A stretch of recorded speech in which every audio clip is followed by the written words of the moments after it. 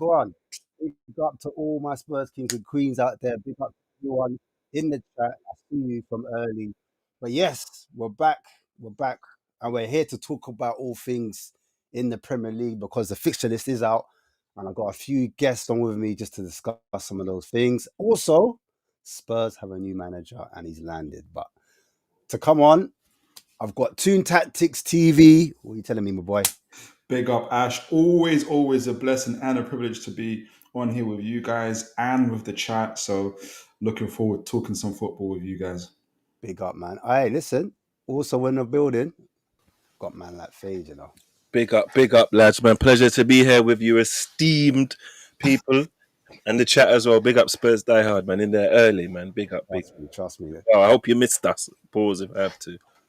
Hey, rest of the man then will be pulling up shortly. But yeah, I thought we'd start now, innit? But yeah, man. We're going to talk about it. We're going to talk about, first of all, there's lots of transfer rumours floating about. There's the Sesko talk. There's the Guy Caress talk for Arsenal. And also Rodrigo. I don't know what's going on there. I don't know. You say Rodrigo? Are you trying to? Is that underbelly thing? Like, what's going on? Said all the white guys' names right, you know. I that Brazilian chap for Real Madrid. Yeah, I don't even know what they eat. Yeah, that you there. Yeah, him. Also, they were linked to Nico Williams, but boy, I don't know what's going on with that. He wants £1 million a week, bro, or some stupidness like that. It's mental. Newcastle linked with players going away. Isak obviously linked to Liverpool. Gordon with saying he's missing Merseyside. I don't know what's going on there. Did he say that? Boy, apparently the secret phone calls, isn't it? The pot. You know, I don't know. I'm hearing them, man. I phoning him at night and stuff and saying, "Yo, babe, why don't you come back over to Brookside?" You know what I'm saying? Ash is the type of guy, he gets into a cussing match with you and he sees that it's not affecting you, so he just goes, "Your mum, though, isn't it?" He says, you fully knows your mum's dead, you know. He don't care. You know what? Yeah, sorry to go off topic. Yeah, don't argue with Jamaican women. You know, my friend's mum and dad are both Jamaican. Yeah, but they argue so much. One time I was in the house, they were arguing like proper volatile, and she told him go suck his mum. Yeah, and then she remembered that his mum was dead after she said it, and then she said, "Go suck your dead mum." that's bro. It got hot. It got hot after that. Don't do that. Don't argue with them ever. to get back to football though, look, to be fair, I'm gonna make it fair, innit? And Bremo looks like he's going to Manchester United. He said he wants them in it. He wants them back. So How do you lot feel about that?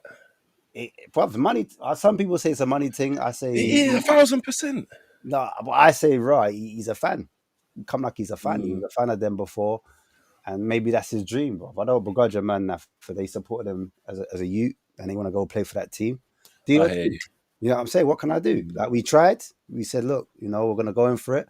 I don't know how genuine it was because the actual offer didn't go in, but you know what I'm saying? We have to move on to the next target now. Yeah, but maybe it's demands though, because I'm hearing he's getting stupid money over there. Yeah, so the rumor was originally 250, then now I'm hearing 200. That's still too much, or am I being mad? But no, it's a lot. But Ben Jacobs was trying to say 190, 180 is closer to that. I don't know if they're trying to say face. What is it? Let me find out what he No, gets. but I think he was on like 30 or 40k. If I'm being honest, I think he was on 30, 40k at Brentford. But remember, he was with them in the championship, and them men aren't trying to raise them. You're right, 45. Yeah. 45. See what I'm saying? He tried to triple his bag, or more than triple his bag. So I get it though. If This ain't sustainable for Man U though, man. well, they say they got financial crisis, but remember they were firing a tea lady. They were taking away like sandwiches, you know, the cold sandwiches. They sent Ancho out. Said, "Raw, you and Rashford, bro, you lot can't sit together." They were doing a whole heap of stuff. So That's crazy, man. well, yeah, man. I wanted to talk about the fixture list. Because obviously they've all come out today. But before I get into that, there is some breaking news. The breaking news is, well, not really breaking news. Tottenham have got a new manager. Oh yeah, big up, man. Well done. Yeah, we've got Thomas Frank. And, well, I talked to you, bro, because you weren't happy with the whole Ange getting sacked after he won, you know, the Europa League Cup, saying we're ungrateful fans and how could you sack him and that. But what do you think about Thomas Frank coming in off the back of that? I think he's a good appointment. I like him. I think he's a good manager. I think it's a good appointment as well. Yeah. Not everyone's happy about it. Some of the fans are like saying what you said originally, like, how can you, or like, you know, you're starving for 17 years, all of a sudden you get fed and you get rid of the person that fed you. Like, no, true. I hear you. That was my point. But even with that being said, I understand the Thomas Frank thing though, because he's a very good manager and he's got charisma. Like he carries himself well in the presses. He talks well. I think he's saying make your mic a bit louder. You're low, Ash. Am I low? Yeah. Yo, check 1, 2. Can you hear me now? But I like him, man. I think it's a very good appointment, and I'm curious to see what he does. To be honest, man, I think I don't think there's a better appointment. Yeah. I mean, a few people were saying that they didn't want him to go to Spurs because they think, you know, he might be too good for us. So when I heard that type of talk, I was like, look, he must be the right manager. People saying, "Oh, you should have kept Ange." So I'm looking at it like, you know what? If people are saying that, then I'm happy to, you know, look at this guy and give him a chance. And I always give a manager, them at least a minimum of a year, if not a year and a half. I always like to see 18 months because after, like, you know, I'll say 18 months. Is 18 months right? A year and a half, whatever months. Yeah, that is. 18 months. Yeah, I give them that amount of time because then by then you should have embedded your philosophy. You've had like at least 2 windows, and you've had time to kind of like work out who you want, who you don't want. Do you know what I'm trying to say? So you should see some type of like performance at least. If it's I see what you mean now. There's got to be like, you ain't got to win the World Cup in those 18 months, but I've got to see some progress or some. You got to lay down some foundations. You got to be heading in some sort of direction. Exactly. I understand that. Exactly. So look, because obviously you talk about Arteta. Arteta's obviously on a different stratosphere at the moment because you guys are further on into your project, isn't it? Yeah, 100%. Yo, big up Yomes, man. Big up Yomes, man. Oh, you got a new camera? Nah. Did you look clearer today, or is it just me? No, it looks foggy to me. It might be. No, because the background's foggy because he's got the blur on, but he looks clear, man. It might be the skin routine still. Cucumbers on the eyes. The sun be sudden, I can't lie. For real. Well, go on, big up. No, I'm talking about the Thomas Frank appointment. And I went on to briefly talk about Arteta, how obviously he's in a different phase at the moment. We all know about the phases, so no puns intended there, Chinks. But yeah, he's obviously at the start of it. It was, you guys were looking at how he was playing and the style, etc. And that's what you were getting behind. So I was saying with the first 18 months, that's what I'm kind of looking at from Thomas Frank, in my opinion. Loads of fans are like, oh, because Ange won the trophy, if he ain't winning another trophy or he ain't getting top four, I don't really want to know. Like, which for me is madness, isn't it? What you say, Jones? I don't know if it's like this is not meant to sound patronizing in any way to anybody. Do it. Go on. I know you're gonna do it. Go on. But I don't know why fans are so stupid. Oh, thank you, man. Okay. Thank you. Fans are Okay. fans Thank you, are. bro. Thank It's you, like bro. it's like football fans have lost their minds, bro. Like Mm. like I'm hearing people talking about if you don't win something in your first year, Bro. like Football's there's rude. been great managers that ain't won shit for 10 years. Mm. Do you get what I'm saying? Like I don't understand how like we're talking about Thomas Frank winning something. Like let's just how's about he takes his jacket off? How's about he actually goes Yeah. on his first day and sees what he's working with? Do you get what I'm saying? Like Yeah. and then on top of that, the same fans that will say, "Oh, this player is rubbish, this player is rubbish, this player is rubbish," are now saying like they want Thomas Frank in the top four. Like Must just do Merlin magic it into what are we doing here? Like I don't know. Again, I don't mean to sound patronising, but I think football fans are some of the most fickle, dumb, stupid. They got the patience of a scrapist. I'm telling you, bro, they got no patience. Hey, Scrapers has a lot similar to. And I was like, whoa. Bro, They I got was no having a patience. conversation the other day, and someone was saying we must just like United, we're taking long to sell players, and I'm like, who's like, you can't just sell players, isn't it? Like, there's got to Bro, be a buyer. today I saw a thumbnail. I should have watched it really. Maybe it was trying to like entice me in. But it said, hurry up and buy players. I was like, what? Oh, what for Spurs? No, for Man United. Oh, Bro, They bought Cunha already. And on the verge of Embuemo, and the man are saying, hurry up and buy. Hurry up and buy. Bro, that's nothing. I got man arguing, hurry up and buy. Why are we taking so long? Bro, there's no games. There's no games. What? These men are not going to be doing nothing but signing a piece of paper and going on a holiday. What difference does it make? They're rushing. They talk about Liverpool doing this and that, but these men got games. Yeah, we have no games proper. Whether they sign now, they're not going to be of no use until the pre-season. Why? and do you know what? Do you know what else is mad? Yeah, is people think money actually just gets made from like thin air, bro.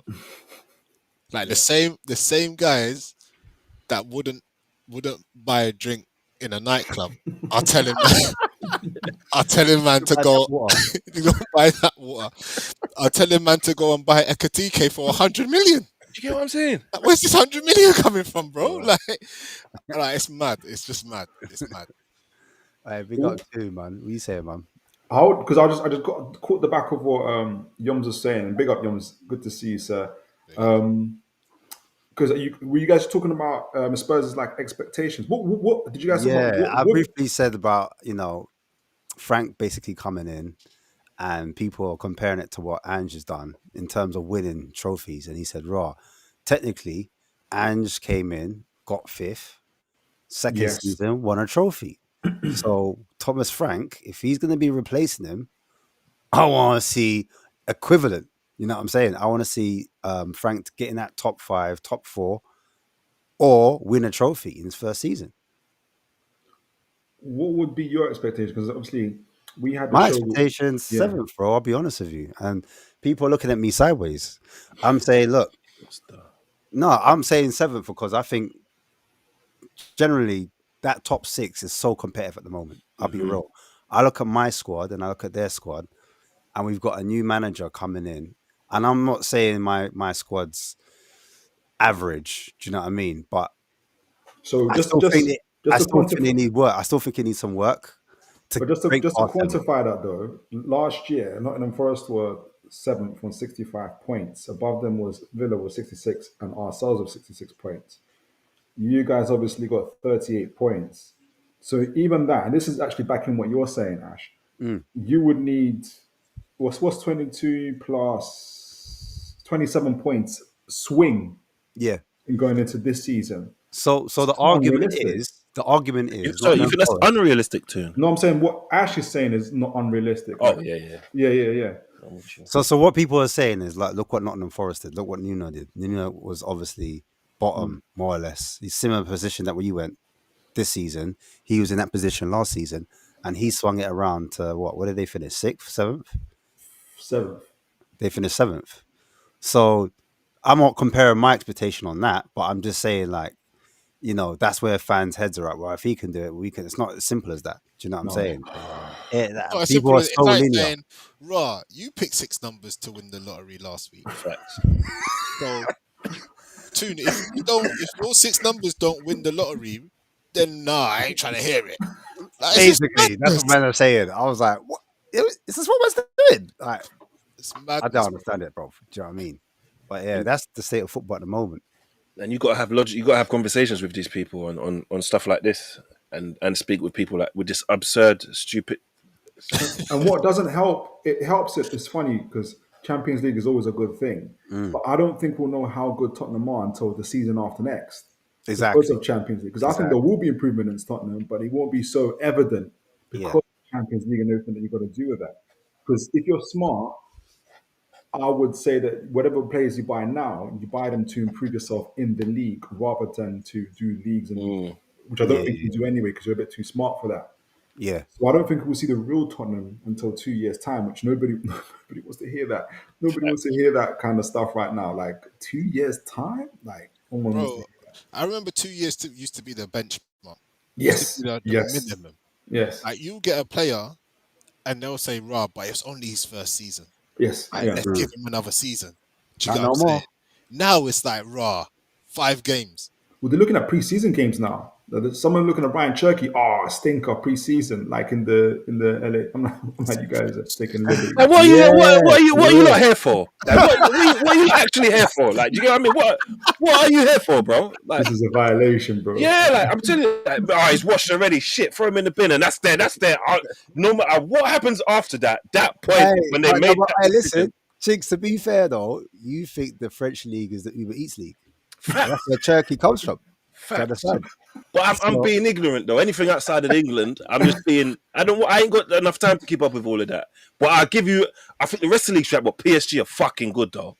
Yeah, But the rest of them, I don't really know about them. But from my own eyes, PSG are fucking good. I can admit that. I remember back in the day, I'll say back in the day, but even of recent times, a lot of Premier League's teams have like farmed in that league, innit, and picked out players. yes. Not players from there. So like some of your legends, you know what I'm saying? They come from those type of leagues. So we can't like strictly poo-poo that league. And also I think the quality in that league has gone up a little bit. Do you know what I mean? Yeah. From what Oh I've yes. seen. Yeah, It has to, 100%. innit? Because what's it? Claire Fontaine? Is it that The where academy the young French players go? Because they're stacked. I think proper. their first team and their second 11 for Yeah, France is elite. I So think they've got 4 Crazy. teams, bro. I'll be real. oh, But yeah, but facts. is there an argument though with France, right? PSG have only been able to do what they've done because PSG have done a rebuild whilst winning. Mm. That don't happen. Yeah. No, but the amount of money they spent though, innit, man? They spent. That's Yom's point. Like if so, you can if Man United are in a rebuild or Liverpool are in a To be rebuild, saying, they're not winning. winning. They're not winning the league, bro. Yeah. You can't do Like a rebuild, win the league. Like, they're yeah, scuffing it out of Nottingham Forest, like in Yeah. in Premier League. That's just what it is. Like yeah. That's a very good point. A very yeah. good point. From a rival's perspective, though, just going back to Spurs, what do you think is realistic for like Spurs to achieve next season? I know it's early, but where do you think Thomas Well, Frank can get Spurs when I from was talking to you, 17th? yeah, when I was talking to you, because there's so many elements to Spurs. It's like you did finish fifth, and then you had a crazy season with under Andres in the league. Injuries are Yeah, basically a injuries. lot Yeah, of so people. injuries are big. Yeah. Your Sorry, amount, Yoms. Sorry, Yoms. the amount of errors that you made, the amount of errors you made in your own half was huge as well. That contributed to that, and plus your goalkeeper. And we talked about it. As I do think I think that's to do with a bit of, and I know it's individual mistakes from players, but Yes, it's a bit errors. of Yeah. also how the team was set up in the first place. So I don't think Frank is doing any of that. Like Frank will be practical when he needs to be, and he'll be. Oh, my camera's going off again. But he'll be risky, and like he'll know when to do it, and I Yeah. think he'll know when to get the right players. And I think if you're a player playing under Frank, you will have the assurance like whatever tactics we're doing today, it's not going to be wild. Like like It's well drilled. yeah, it's going to be well drilled. We're going to understand why we're doing what we're doing. Like it's not. Do you know what I mean? Like, and you're gonna. I think you're gonna have like a harmony with that, and I think that could actually improve your performance. I kind of predict that you're gonna almost shoot up a little bit, and it's going to be the Champions League and playing extra games. That's gonna derail you a little bit, but I would expect anything between I think 55 points is between 55 points to 65, possibly even 68, but 55, 65 points for Tottenham this season, which will be around seventh, sixth, maybe seventh kind of position. But I would not be surprised if you go high. I wouldn't be surprised if you're even further in the domestic leagues as well, because you have a decent team, and Frank isn't a madman. Like I say, Ange, I'm a bit too flippant there, but like he's just really good at adapting, and I think the players will fall in line with that. I'm going to say something here, Uh-oh. and I hope I'm wrong about it. But am I the only one that's a little bit shook of Frank? Yeah, because your team's 15th. No. Oh wow. When I say, I know. No, but I understand you though, I because know what you're he's saying. I very know what you're good. saying. I know what you're He's saying. very I know what you're good. saying. I think Frank is the second coming of Klopp, bro. I genuinely believe that. Jeez. I genuinely believe that. I think this guy is going to be Liverpool wanted him. serious. He was on their Yeah, shortlist. I think he's going to be very, very serious. And you can see Clip it, guys. Clip it. Frank Sorry. Frank was doing similar to what Klopp was doing at Dortmund in the way he works with young Yeah. players, the way everybody's in sync, the way everybody just leaves everything on the pitch. Like no Yeah. player under Frank is coming off that pitch and you're thinking, he didn't put in a performance today. Win, lose or draw. And I just think he's such a perfect appointment that it's got me a little bit shook as a United fan, if I'm honest. So what do you think he's better than Amorim? It's a difficult one because Amarim's obviously coming from the Portuguese league. I think Amarim's got some ideas that when they work, they really work. But I think he's got to have the players. I think Frank's a little bit more versatile. Can I put it this way to you? What if you had Frank last season, not Amram? Do you think you would have finished where you finished? Good question. No, I don't. I think we would have finished higher. And the reason I say that is because I think Frank's a lot more adaptable. But I think what United are doing that I agree with is last season was about finding out, for Amorim was about finding out the information. And I think if Amorim had changed the system with the players we've got, he would have found it very difficult to go back to his system. Because we wouldn't have found out anything about the team. We wouldn't have found out about who we need to keep, who needs to go, who can play where. Because but surely after like 3-4 losses, you kind of know. Like whoopings. Yeah, like you say, right, you know what? I don't think I know now. I don't think I got the players by the for what I time- want to carry out. I think that's fair if he starts the season. Coming in when he did, When did he come in again? Was it November or December, or like when was it? I think it was November or December, around them times. I think it was too late by then. So I think by then United had said, "All right, season done." The reason why I Gather asked, the information. Let's know what we need for a complete overhaul. And I don't think we would have known that if we had changed the system. then the reason why I asked is because Conte came in for Spurs, and Spurs were languishing on the wrong side of the table. We were like 14th, or actually no, I think we were like 9th. I'm telling lies. By the end of it, he got us top 4 in it that same season. And obviously comparing Conte to Amorim's wild, isn't it? The two different coaches. I shouldn't even go there, but obviously they have similar systems. They both play 3-4-3, innit? And I'm just trying to think, like, do you look at the players that you have and think what suits? So, like, for example, you know that you don't have a team for a back three. let's play a back four for now. Because I remember with Conte when he went to Chelsea, he was like, you know what, Chelsea, I played them back four. It's not quite working. Even though I'm quite rigid in my philosophy and I believe what I believe, this team doesn't suit a back four. I'm going to go to a back three because they don't have the discipline to survive in this league. And they were losing a lot of games before that when Conte came. Yeah, but long term, Bingo. Because that's a plaster, isn't it? That's a plaster, Yoms. That's a plaster over that's a the win. sticking plaster. Long term, it didn't work for either team. Changing those tactics didn't give Conte the information that he needed to say, all right, in the summer, I want to go back to my three at the back formation. So now I need to know who I'm going to keep from who I'm not going to, who can develop in the system that I want and who can't, because it's He not knew just who though. can play there. Right now, we are very clear. No, I think Conte knew. Like, I'm sure if you are Tottenham fans, he was very clear on what players he wanted to keep and which ones. He just couldn't do that because of the ownership. I think that the point we're trying to get to, the crux of that is, did Man United have to go through all that pain to know that, for instance, X and Y player aren't good enough? Could I you think not so. adapt and finish in a decent position in the I league? think so, because all right, say we switch here, 4-2-3-1. All of a sudden, we're playing Garnacho out wide again. Yeah, we're playing Rashford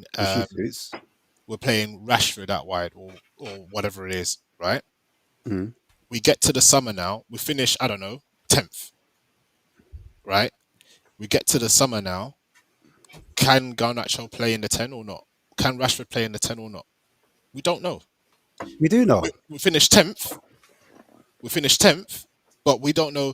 When I say we don't know, you might have figured out after 3 games, but you don't know if a player can develop into that role. You don't know if it was just 3 or 4 games that he was. But that's what top managers are meant to get paid to do, to know that part. That's what we're trying to say. Like, you will know. But what's the evidence for that? Because every time a manager has changed, they've not been able to go back to the system that they were brought into play. They've always had to stick with the formation they've changed to. And I would rather look at the long term view. We might have finished 10th. I think the highest we could have possibly finished is 10th or 11th. Finishing 10th or 11th and finishing 17th, there is absolutely no difference. It's not worth it, innit? There's no difference. Well, that's what prize money there is. Yeah, but that's what you got managers for. That prize money is chump change to United. That's nothing. Do you get what I mean?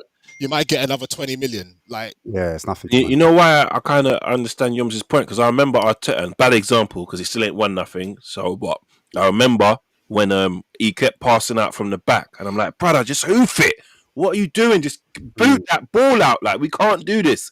But now, years later, I see us do it, and I see it work, and I'm like, I appreciate him having the discipline to go through the hard times, to get us to where he got us to with that style of play. And that's the exact same thing that Pep done when he first come to City. Everyone was like, "Raw, like this ain't Spain, bruv. this ain't Germany, bruv. Okay, you can't do that. He can't get away with that shit around here." I'm going to use an analogy. I don't know if it's going to be the correct one. Obviously, like Ash, you know about like training, personal training. Yeah. If someone is saying, if someone is doing exercises for triceps, but he's saying, nah, this is going to build up my bicep, and you're saying, nah, like this particular exercise, mate, I'm telling you, is going to only work your bicep, and he's saying, no, let me spend this year doing this exercise, which you actually know because of your expertise. No, this is only going to work for his bicep, and the guy says, no, for this year, I'm gonna go through this process, and I'm going to find out for myself if this exercise is going to do the bicep. There's like Toon, sorry, that's a terrible. But it makes sense. No, it doesn't. That's a terrible analogy. So Conte already knew. That is a terrible analogy. This is an awful team. Like this is an awful team. Defensively as well. Defensively of what's happening with Tottenham. He fixed it straight away. And by that summertime, he wasn't wondering to himself, but I don't know if X and Y player can fit the 10 role or play. Let me ask you a question about United, yeah? What was United's problem last year? Just the one problem? Everyone says about the formation, yeah? Midfield legs. But it's a historical problem. You've got players, you've got players that have played under 5, 6, 7 different managers. You've got you had a change in ownership that's poisonous. You've got players in there that don't want to be in there. They're getting overpaid. Frontline blunt. You've got a front line that is blunt. You've made horrific decisions in the transfer market. Like, it's not just the one problem; it's like multitude of problems. Exactly. We don't even Exactly. know. We don't even know if Amarim. What we're trying to say is we don't even know if Amarim is adding to that problem. Like, we're just saying that be open to the fact that, and I'm not saying that you're close to it. That is, I know what you're saying. Amarim had to go through this pain to find out, I guess, who what's going to work for his system and for the long term.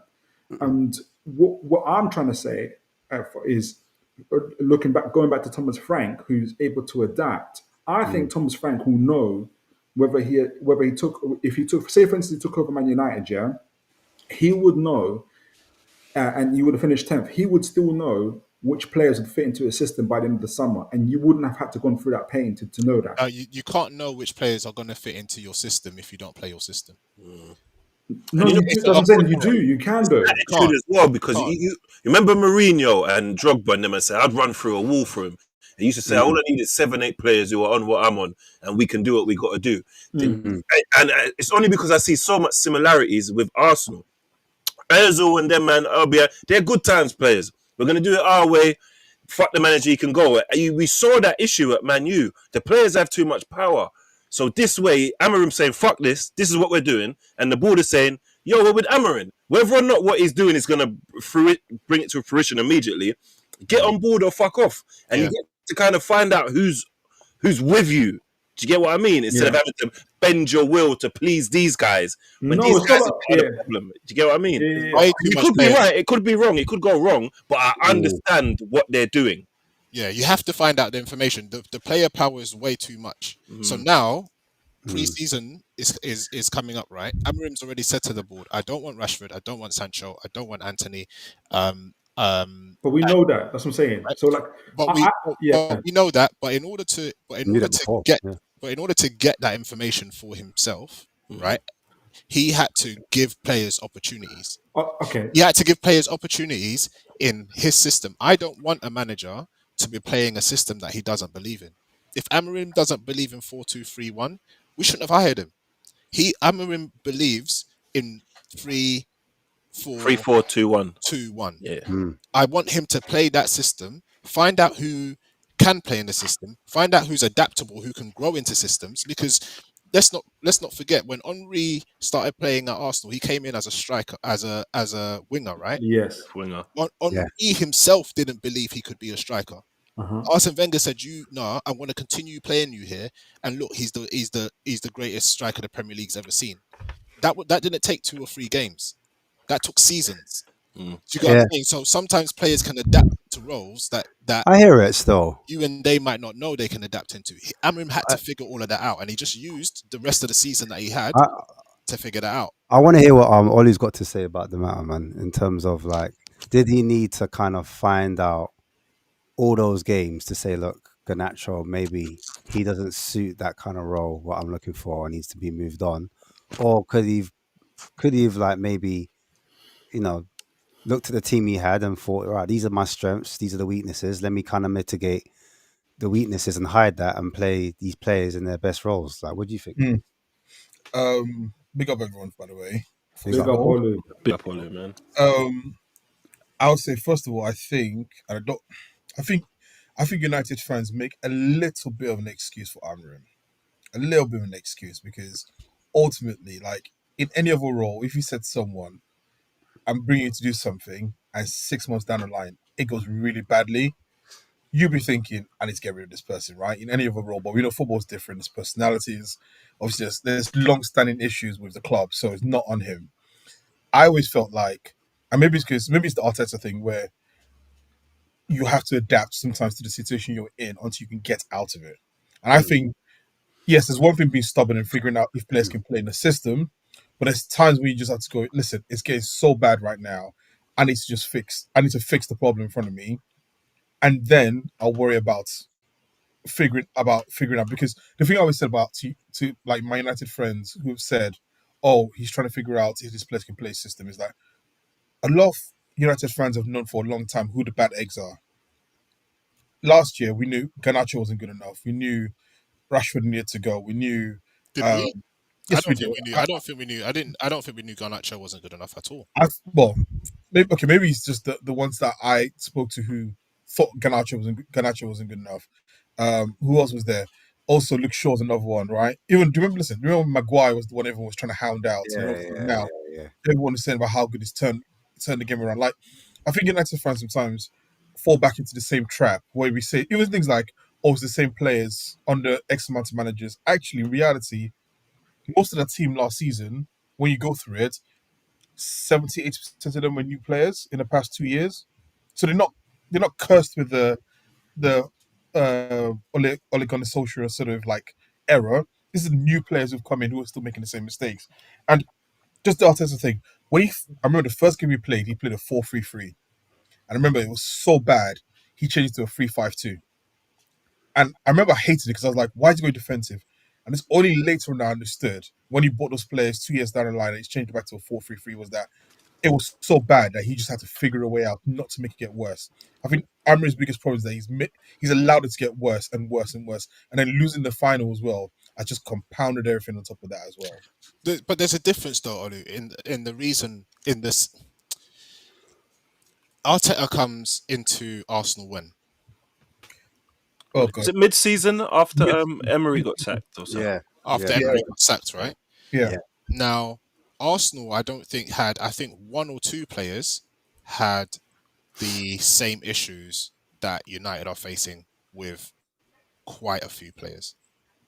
In that United cannot just shift these players. These are men that are on 300 grand a week. You tried to sell Maguire how many times? Tried to sell Maguire. He just so happens he's turned it round.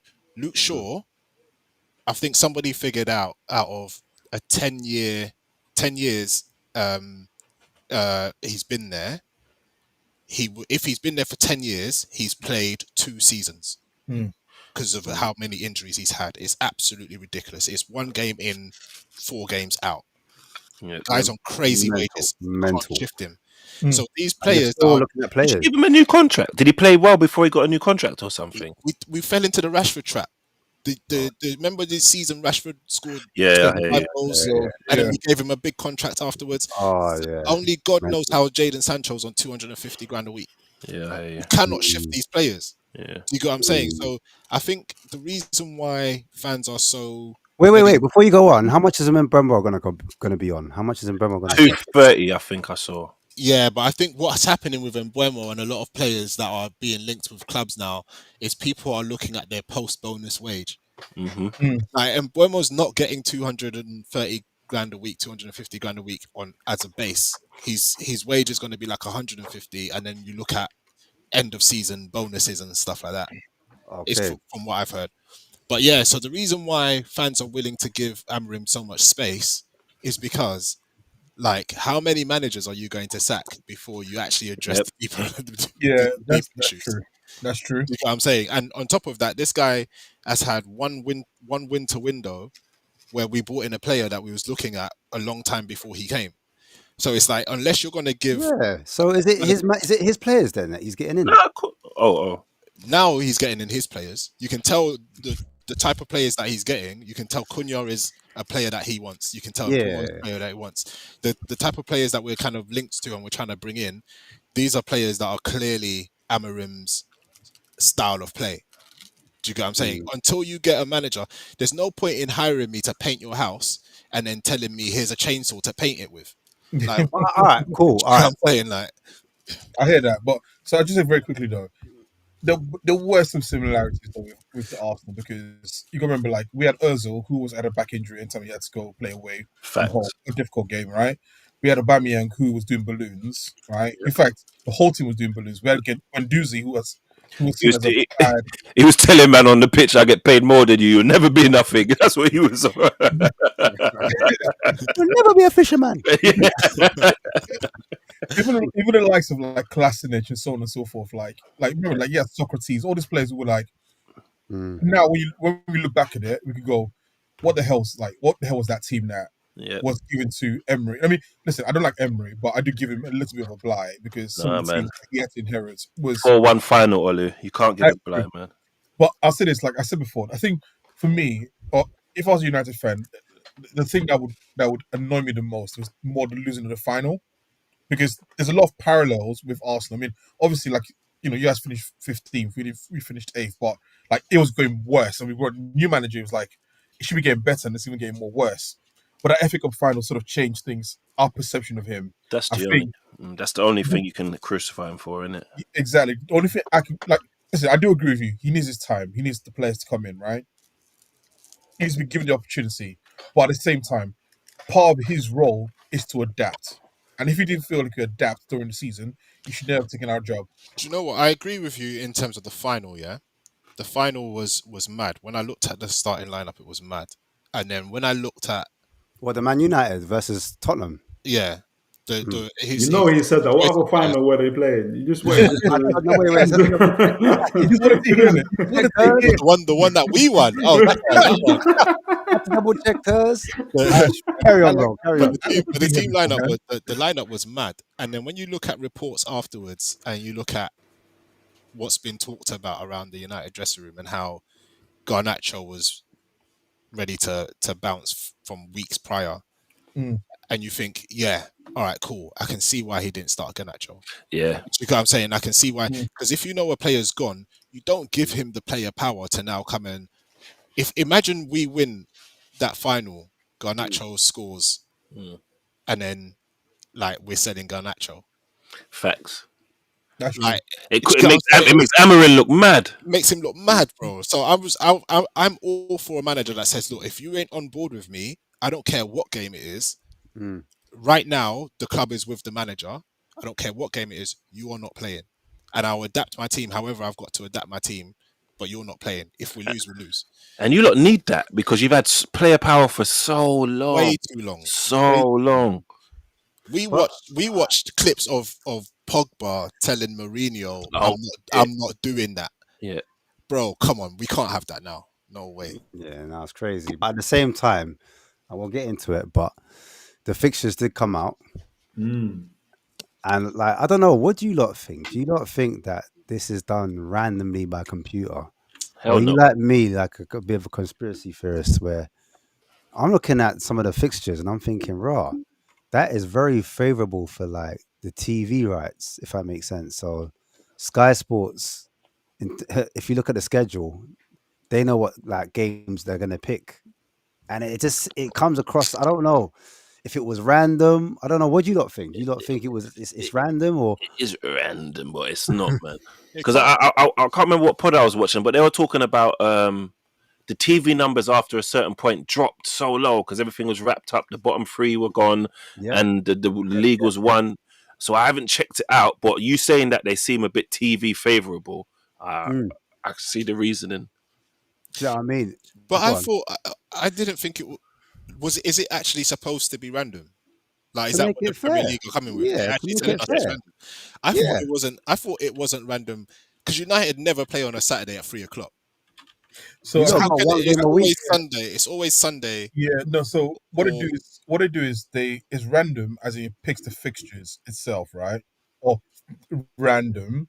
However, then the TV companies will say, okay, this game on this week, move it to a Sunday, move this one to a Friday. So they pick which ones they When want the to do. game is When played. the game. So the fixture is random. The game week is random. When it's played. Okay, I gotcha. So like, yeah, exactly what Ollie was saying. I did the little grok thing, and it was saying that there is, grok, It's AI on Grok, Twitter. AI, and it was saying that, Walk. I was like, whoa. yeah, no, it was saying it does do like the AI thing where it's randomly selected, but it takes into account like basic structure. So making sure each team has obviously got the home games, computerized scheduling, so it makes sure that it's done by a company called Atos that does the algorithms, but it has to, I don't give a toss. yeah.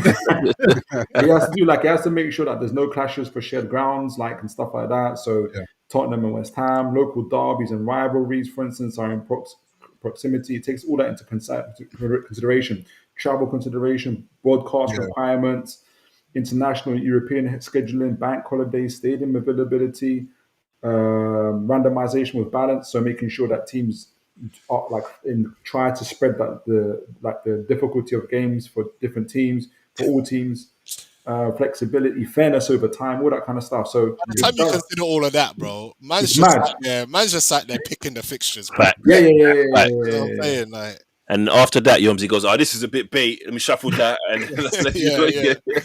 That's mad. That's mad. You know what though? I've just had a brief look. Yeah, for once, it seems like City got Villa on their last game. Before that, they got Bournemouth, and then Brentford before that. Everton before that, and Burnley. Right, so that's a shit year. But that's not an easy running, is it? I'm gonna go through some of the run-ins now, and let's pick up. Let me see. This is the one that Preach shared the other day. I mean today, sorry. And it was like the opening 5 games for Arsenal, Man City, and Liverpool, and then I'll do Man United, and then I'll try and look for Newcastle, and I'll bring up Spurs. But it says here Arsenal have got Manchester United away in the first game. That will be interesting. And then Leeds, Liverpool, Nottingham Forest, and then Man City. So you play in your first 6 games, you play the top kind of big 6, 3 of them. Yeah, barring Leeds, innit? Yeah. Barring Leeds, yeah. I love it. Obviously, Forest is not an easy game, but you got them at home. Then Man City, they've got Wolves, they got us, Tottenham Hotspurs, they got Brighton, Manchester United, and Arsenal. So they've got another 3, 6. And then you look at Liverpool. You look at Liverpool. They've got Bournemouth, Newcastle, Arsenal, Burnley, and Everton in their first 6 games. So Newcastle, Arsenal. Who put that at the bottom? They don't want to give Liverpool an early advantage over everyone else. Is he serious? He's an Arsenal fan. Yeah, it must be. Who well beats. fan, But are we looking at these fixtures now and saying, "Rah, they're tough" because there's more tough fixtures? Well, if you look at that Arsenal one, yeah, traditionally in that Arsenal one, United and City will be like, "Rah, those are tough games," yeah. But Forest before, nobody thinking, "Oh, rah, you got to play Forest in your first 6 games." I hear you. You might be saying Liverpool, United, all right, cool, and City, so that's 3. But you wouldn't be saying Forest, "Oh, rah, that's a tough game." Barring last season, innit? You're right, yeah. Do you know what I mean? And like even with the City one, like City, you wouldn't be saying, "Rah, Brighton," like Wolves. I hear you. Do you know what I'm saying? And City wouldn't be saying Spurs. But now, like City knows Spurs are a tough game. Do you get what I'm saying? Like it's. So I don't know. I think fixtures are just becoming harder. Like that's all it is. Let's stay with that. Let's stay with that for a little bit then. I'm gonna try and find Manchester United's fixture list. I don't know if you guys have seen that. Or hell for them. But I'll say this though, isn't it? I think it's perception as well, based on where you are at as a club, right? So if you're Man United, every game based on last season seems different. Right? Have you seen it? Say how you feel, Olu. I don't know if it says United, Fulham, no, Arsenal, Fulham, Burnley, City, Chelsea, Brentford, their first 6 for Man U. That's not easy, man. That's not easy. I know. Let's talk about Amorim. Let's talk about Amorim, yeah? Arsenal, you could possibly lose that game. Fulham, it's not easy. Burnley, I expect you not to win that. But then you got Man City and then Chelsea. But I prefer this. Run the gauntlet, man. I prefer this. Get out of the way, innit? This is perfect. Prefer this, but listen, Amorim could be under pressure. The pressure games for Amorim is not the big games. It's against Arsenal and Man City, Chelsea. It's the Fulhams and the Burnleys. Heaven help him if this man does not get points from these games. That's where it's going to be a big problem. You're right. No. I beg to disagree. I beg to differ. That's I beg to differ on that. The reason being, like, at the end of the day, look, tough runs happen in football. Like, I want a tough run, and then tough runs can only be followed by easy runs. So you get your tough games out of the way. Hopefully, you pick up some points in those games, and then you go on your easy runs and try and pick up maximum points. That's how leagues are won. When you've got easy tough. Slow down. You said something there that we just need to slow you very much down.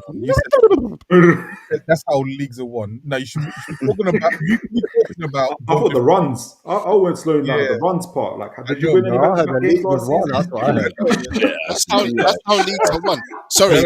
Is there anybody in this conversation that's more qualified to talk about how leagues are run? Okay, I'm just no problem. asking for a friend. There he is. But there's also someone that's more qualified to talk about relegation battles. It's me and you. So like you've got Come on, you've two. got the Come on. so You don't want to you talk can about give us relegation you too. can give us both sides of the argument, Yons, isn't it? You don't want to talk. You don't want to do that.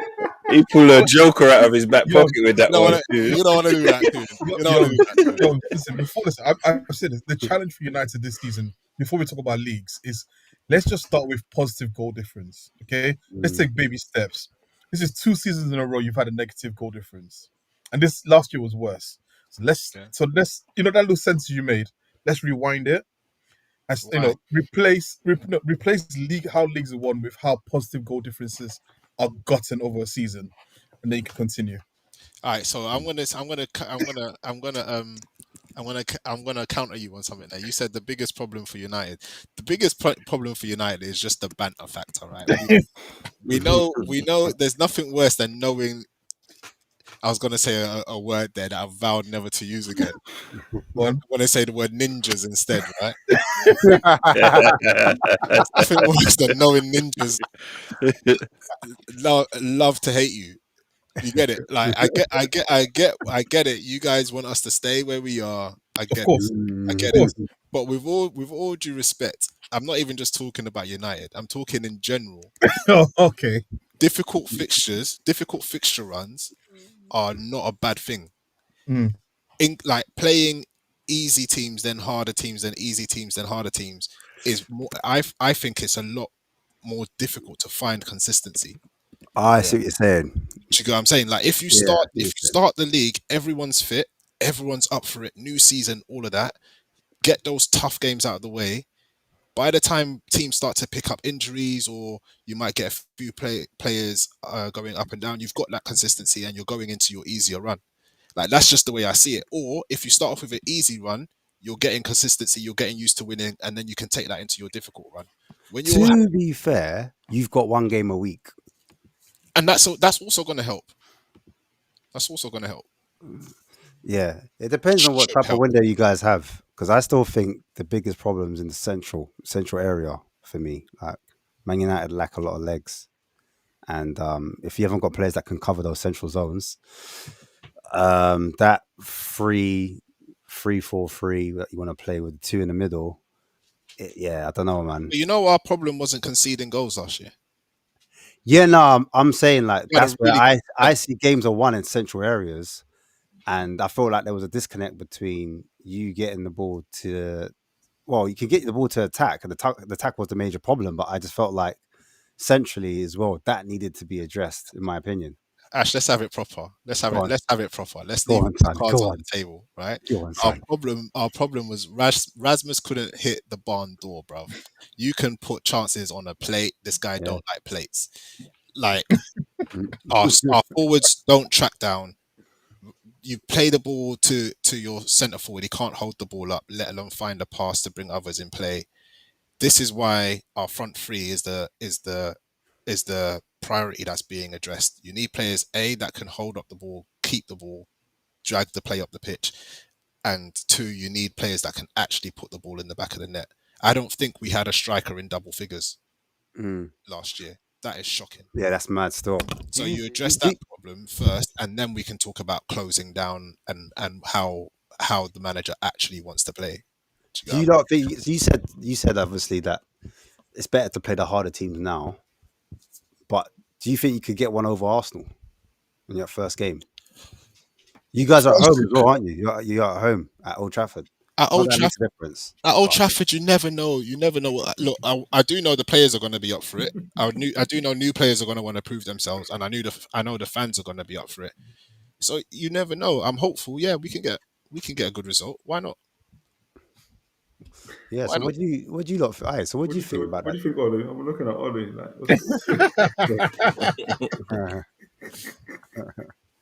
Oh my goodness! No. Listen, anything can happen. I mean, Speak polite. The moon could, disappear. The sun could burnout. No, That's so we could run out of sun, you know. That's crazy. It's a permanent eclipse. no, Yoms is right. Yoms is right. It's the ninjas is the problem. He's right about that. He's right about that. No, on the real. I think it's probably one of the two worst games United could have had as a first game. Personally, I think like just because there is because of the animosity between United and Arsenal, right, over the years, and I think that even after Liverpool, obviously Arsenal is the next big rival for United. I don't think it's City.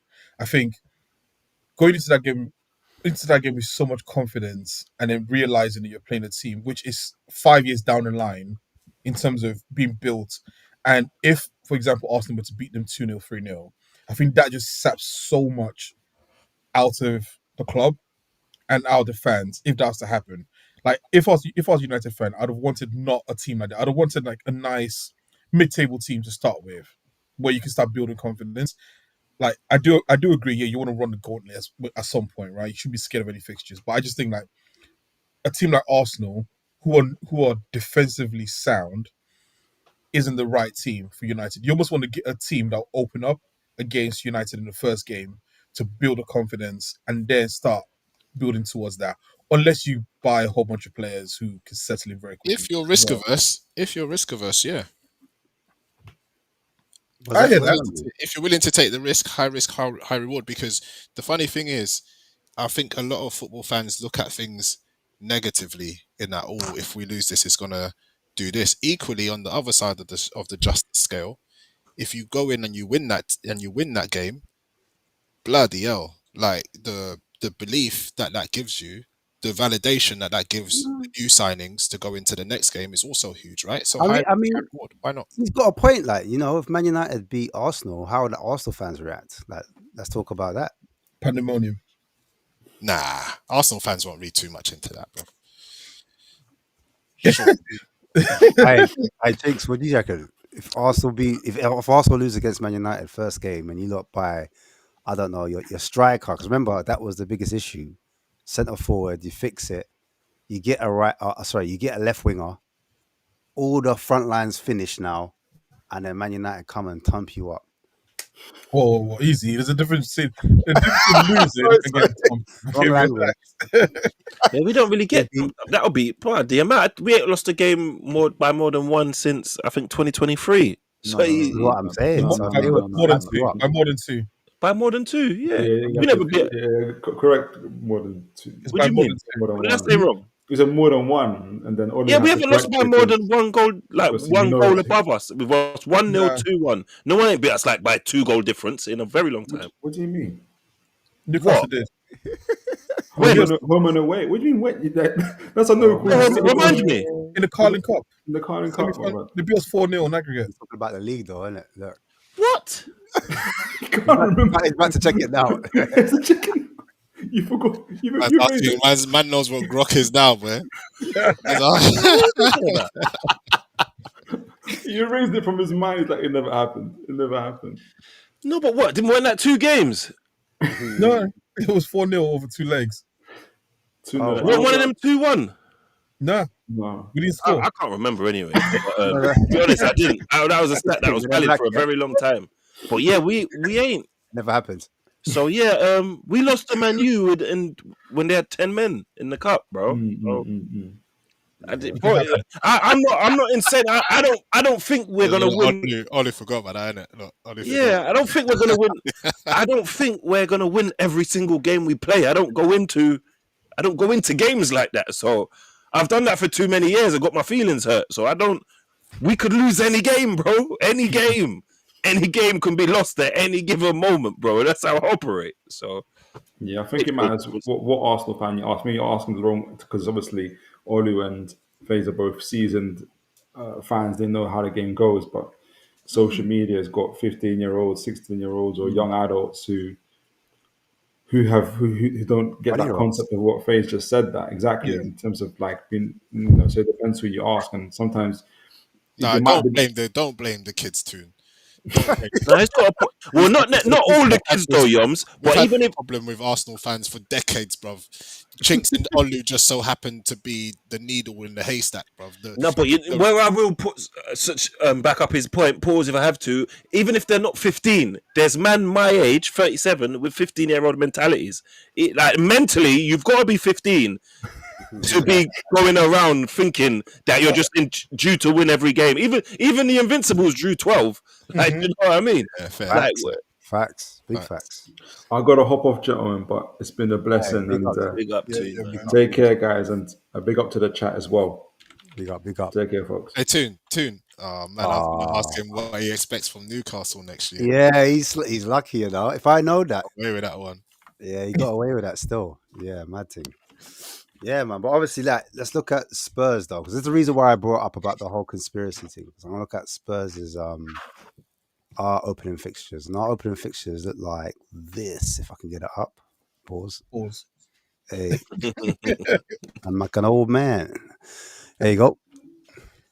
We got Burnley, Man City, Difficult. Bournemouth, West Ham, Brighton, Wolves, Leeds, Aston Villa, Everton, and Chelsea. That's a horrible start. That's a horrible start, bro. You can see you can see who they want to get rattled early. Like you see what audience and what fan base they want to mobilize quite early on. Because fucking hell, Really? No, I think from Bournemouth down to I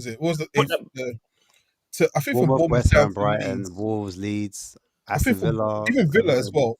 I think from Bournemouth down to Aston Villa. what about Chelsea? I can see Tottenham beating them. I think it's a good start. I'll be honest with you. Yeah, I think. I'm looking at Burnley. I'm like, Yeah, I Right, think Burnley, yeah. City, no. Bournemouth, maybe. I think we turned City over. Like, we've got history, bro. Yeah, but that's not guaranteed. Though, It's not guaranteed that they beat us either, though. true, You know what but I'm saying? okay, I'll say probability wise though, I'll still give City the probability, even though every single season you seem to find a way to Yeah, we find a way to beat them. rubbish it. But Rubbish them out. Yeah, if I was to look at it, I'll go win, lose, yeah, win, yeah, win. yeah. Away at Brighton, I think you might draw in that one or lose that one. Win What did you against say for Bournemouth? the third game. Yeah. I said win because at home. Okay. So Wolves win against Wolves, win against Leeds because I think Leeds will be awful. Mm. Villa, I can see you beating Villa. I think it's when you get to Everton and Chelsea, that's where it becomes difficult again. So, like, out of the what you're saying, 7 out of 10, I can see 7 out of 10. 21 points. So I'm saying, like, raw compared to you, man's like compared to what you lot have got. I think we got a pretty good running. I'll be honest with you. For a new manager as well, new manager bounce, everyone's feeling good. Just give us a few positive signings. You just don't know, innit? I'm putting too much weight on these games, man. I feel bad. I feel dirty now, bloody saying all those wins for Tottenham. Now put it back up, man. Lose. Nah, I'm overestimating it. Villa's. But no, look at it again. Villa, Everton, Chelsea. That's fucking difficult in my eyes. Brighton's not no pushover. No. Bournemouth ain't no pushovers, and City ain't no pushover. So 1, 2, 3, But 4, 5, 6. home against Bournemouth, you'd say, you know, Spurs have got a good chance. Yeah, and they've lost. I don't rate West Ham at all. I think West Ham are awful. I'll be honest with you. Brighton, like, he's right. Brighton's a bit iffy because away, but still, Spurs could get a result there. Wolves, I think we do them at home. Leeds, like those first 7 games. I'll be honest with you, man.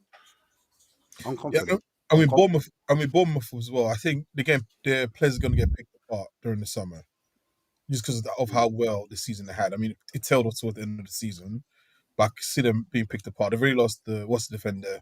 Huijsen? Is that source? Yeah, they've really lost them. Yeah.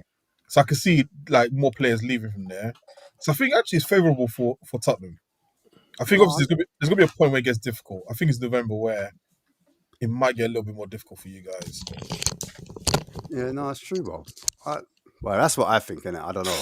I could be wrong, but I just think the way that's the start I would take. Okay. Yeah. Hey. It could be worse. It could be a lot worse. Like compared to you, man's like I think you man's thing's a bit. I don't know. I think it's way harder, bro. I like ours, man. I like the fact like you got to run the gauntlet at some point. Yeah, get it out of the way, man. get out of the way.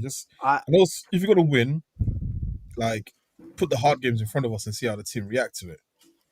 yeah, it depends what stage you're in, though. I think for me, like this is a new kind of manager, so not that we're starting again, we're not rebuilding again, but I'd rather have that kind of like easier kind of flow, pick up as many points as possible at the start, and then we can build off that. That's how I'm looking at it personally. Because when we had Postecoglou and it was his first season, we had like a similar run when we won our first 10 games, and we kind of used that buffer. So even though like towards the end it kind of fell off, it kind of balanced out because we had that good strong start and we ended up finishing 5th. So I'm kind of looking at it in that kind of from that lens, innit? You know what I'm saying? The only thing though is that Tottenham need to strengthen. No, you don't need to strengthen. Actually, I hope you don't strengthen. But the non-biased fan in me will say you do need to strengthen a hell of a lot because obviously you've brought in Tel, haven't you? You've made that permanent. Yeah, we made that. But, we paid 45 million for that. Yeah, but you still got an issue with Son is getting old, and like you can see he's getting old. Like physically, it's not like before where you go, oh, maybe he'll come back next season. I think high-level version of Son is done now. This is where I got a smile on my face because you man are linked to Rashford, and I hope I hope you can feel. I hope you can feel our pain. Is Rashford done? To not track back? Yeah. Is Rashford done though? Or am I being too I still think there's a good player in there somewhere. You can say that about many players, bro. If you're being totally honest, lots of people think Garnacho's not good. I think he's good. I think loads of fans slate, like Man United fans slate him. Do you know what I mean? I don't know what you think, Holmes. Think considering who's it? McTominay. Who else? Who are these guys that have left that are doing good? Fred. Lukaku, right? Won the league.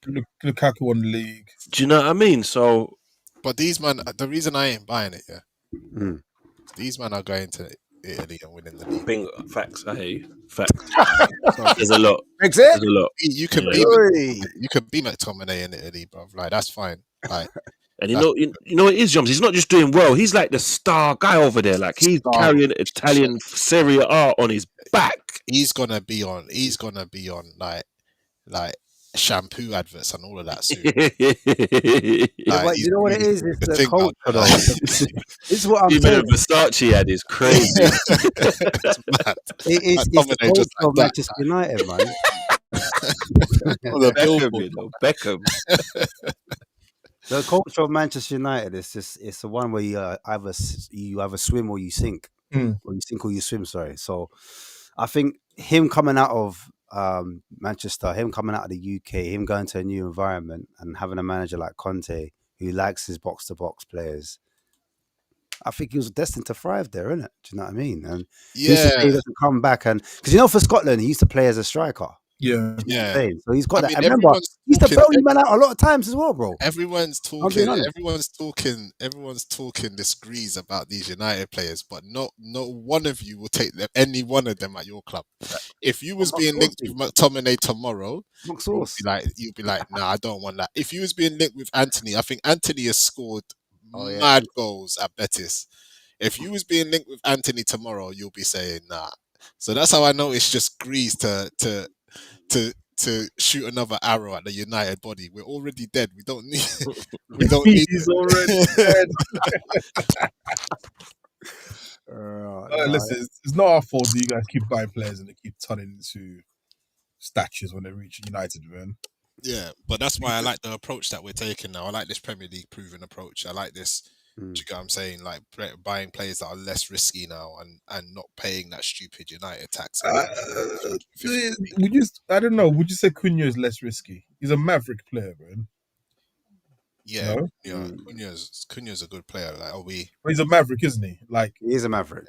But you've got Bruno there as well. I'm not against Mavericks though. I think Mavericks are good. Can you have two Mavericks like that, Bruno and Cunha, in the same team, more or less next to each other? Well, not next to each other, but kind of playing in the same teams, yeah.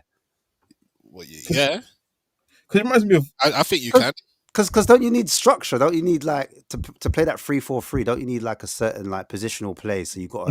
a man's got to stay in his zone. And As then long- man want to wander as long- around and as long find as- where the ball is. As long as they put in their work rate, I don't think it matters whether you've got. I think Mavericks are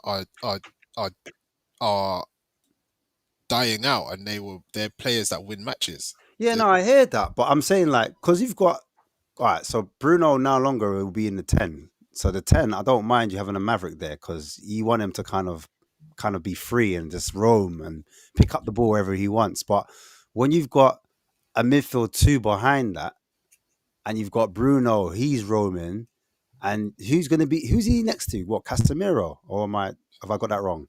Or is it Ugarte? Ugarte, yeah.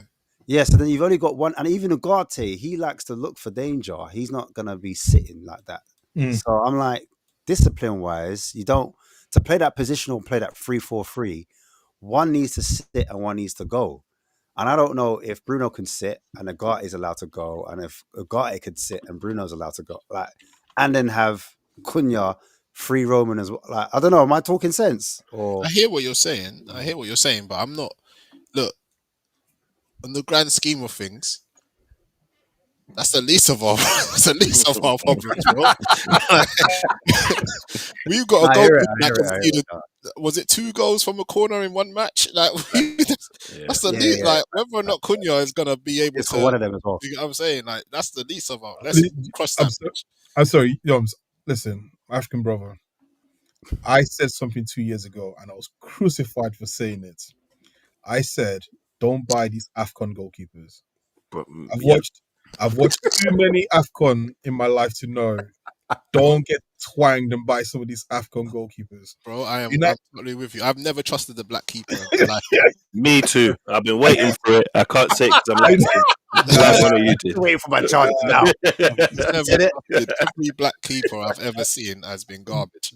The only one that I can remember is like Enyema, who played for Nigeria, and even he was a bit screw loose. He was suspect. Yeah. I always say this. The thing about African goalkeepers is that we think we're all strikers because that's what they started off. They're the ones who got forced to put in goal, so that's why they still think they're strikers. So when they're jumping and diving, they're not wired in the same too way. much. Exactly, Yeah. they're doing too much. Doing way too much. So when I saw like you guys when United signed them, I remember people were like, oh, the Champions League final. Yeah, when they're like, oh, the Champions League final, I was like, no, you wait and see. If I know my people, and I know my people, you wait and see.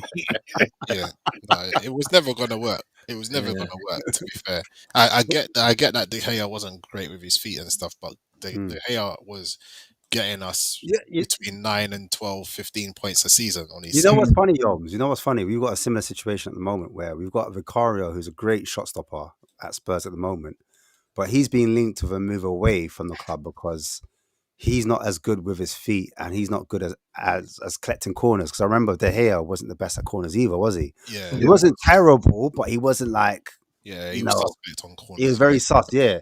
So we've got a similar situation with Vicario. He's like kind of like vice captain. He's not a vice captain, but he talks a lot.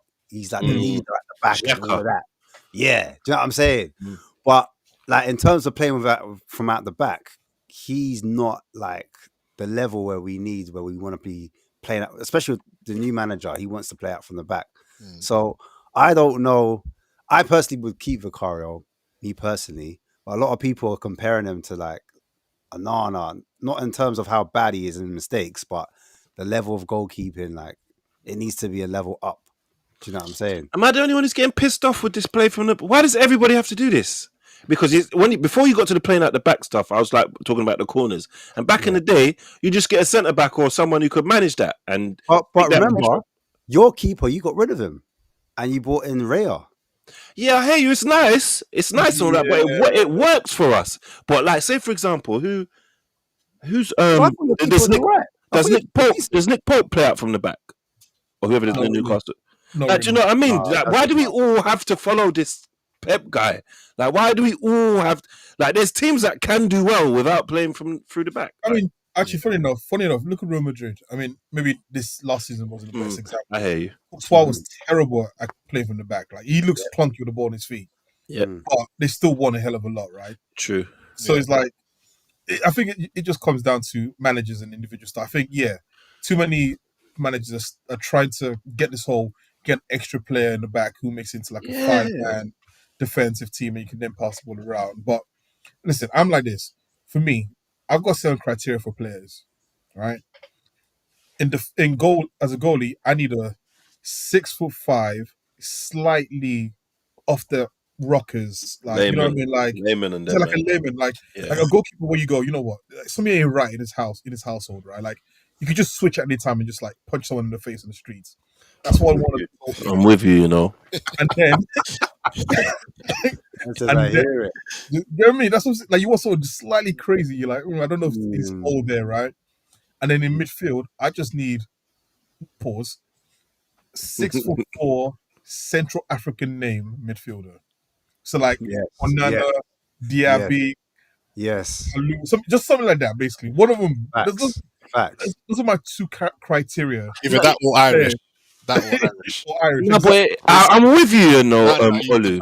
Because you see all this short keeper business. Tell me, what the fuck is this? I don't care how good. If you're short, I'm not here. I don't like it. I don't. You got to be a tall keeper because it's all good and you look nimble. But the moment you jump and it gets between your hands and the crossbar, I'm like, here we fucking go. There we go. This is what I was talking about. This is what I was. You see Raya running backwards and. Like the ball I'm like, bro, fucking hell, bro. Like this, if you would have got the tall guy, this would have not happened. But it's all stats though. It's all stats though, and that's the thing is they will look at the stats as to how many shots actually hit side netting, and how many shots are more central. And if the stats say the shots are within reach of a goalkeeper who is this height, and that keeper can also play out from the back and hold possession, and they're gonna go with that. Do you get what I'm saying? Whereas we're more traditional football fans and think, I just want a striker who's running in on goal and the goalkeeper looks like a tank. That's what I want from a goalkeeper. Do you know what I mean? You know what they say, you must make himself big. Like, bro, this ninja is big. This ninja is big. You ain't got to do that. Just stand there. Yeah, no, that's true, man. I don't think Spurs should get rid of Vicario. I think he's a very, very good goalkeeper. That's what I said. I said I don't think it's a priority at the moment. I think we've got bigger fish. Well, I have to say to fry, but we've got other positions where I think we need to look at. That you can make bigger improvements easier. Yeah. Like the forward line for me, like you guys said before, Son. I don't know. Like, so the debate really is he losing his legs or is it that he was played out of position? Because Son, for me, out wide, he's not like a 1v1 winger like that where he can beat his man with a burst of pace. He's more of a transitional kind of footballer that runs in behind and he can finish with both feet, clinical, or at the edge of the box. If it's a low block, he can get out of his feet quite quickly and shift it and then, wrap a curler. I've seen him do that many a times. But when you're saying like, actually, I need you out wide and I want you to get to the byline and hit crosses in, I feel like the further away you are from the goal, the less chance you have of scoring a goal. That's how I see it. Pretty much. Use you are as well. I feel sorry for Son, man. Free Heung-min Son, man. That guy, he's just been there too long, man. It's true, bro. I'll be real. You're right. You're right, bro. Like he's like a kettle. 10 years of Son. 10 years of Son, He should get a statue, man. He's trying to get out of it. Yeah, I was watching that Spurs documentary and saw Son having his lunch and then getting an ice bath and going home. And this guy just looked like, you've been here too long, bro. Like, you know too much. You know what I'm saying? He needs to go. He needs to go. Secrets, though. He's a club legend, though, man. Oh yeah, he is. But I think some fans are saying that he should leave a club legend. If he stays for another season, they might use him as a bit part player. He might, be used on and off the bench. Whereas now, we remember Son lifting the trophy, innit? Just slap a statue of him, or do a mural, or whatever you want to call it, and like spray painting. You know what I'm saying? A mural. He's not statue worthy. I was hoping you didn't hear that, man. Well, is Son not statue worthy? I think he is. I think he is. Am I bugging? Or am I moving the bar too low? Ash. Now's the time, though. I If he think gets the so. statue now, He's holding won a trophy with us, Yeah. and he's got plus 100 goals. What we say I on it? gotta ask. Is he a bigger legend than Harry Kane then? Yeah, he stayed. Yeah, because he lifted that trophy. Technically, he is. Ooh, okay. Ouch. Technically, he is. He Ouch. stayed though. He showed loyalty, innit? After everything I fucking done, you man. What did Kane do? After everything I done. After everything I done all those years. When All these Kane years. signed a 6-year contract where we signed Nuno, Kane was like, "Man City, get me out of here, man." Pep. No, but hold on, Ash, though. But Yeah. Son was there the whole time Kane was. Yeah. Yeah. Nah, man, and he stayed through the tough times as well. Nah, man, stayed through the tough times, I he put Son up. I hear you. Talent wise, it's definitely Kane, and Yeah, for what talent-wise, through and no through doubt. through the academy and all of that. Yeah, But one of Son those, was there the whole time. Nah, Yeah. let's not do this. Let's not do this. I'm Harry Kane. I put this team on my back and I put it on the map. Kane had a season where he was top goal scorer and top assist. Yeah, Do you know talent-wise, how you can't wild talk to Kane. that is? Wild, bro. Like, I mean, Talent-wise, he can't year talk to in Kane. That's what we're saying. year in year out, he was But the a club savior. legend. He But was we're the talking about club savior, legends. and now you're telling me, Son, because he beat Bodo Glimt and the West United in world's history. And also, And he stayed. nah, man, Come on, man. all those goals that Son was getting, it was Kane that was feeding him all those goals. You wouldn't have got to 100 without Harry Kane. Listen, the way you guys are turning on Kane.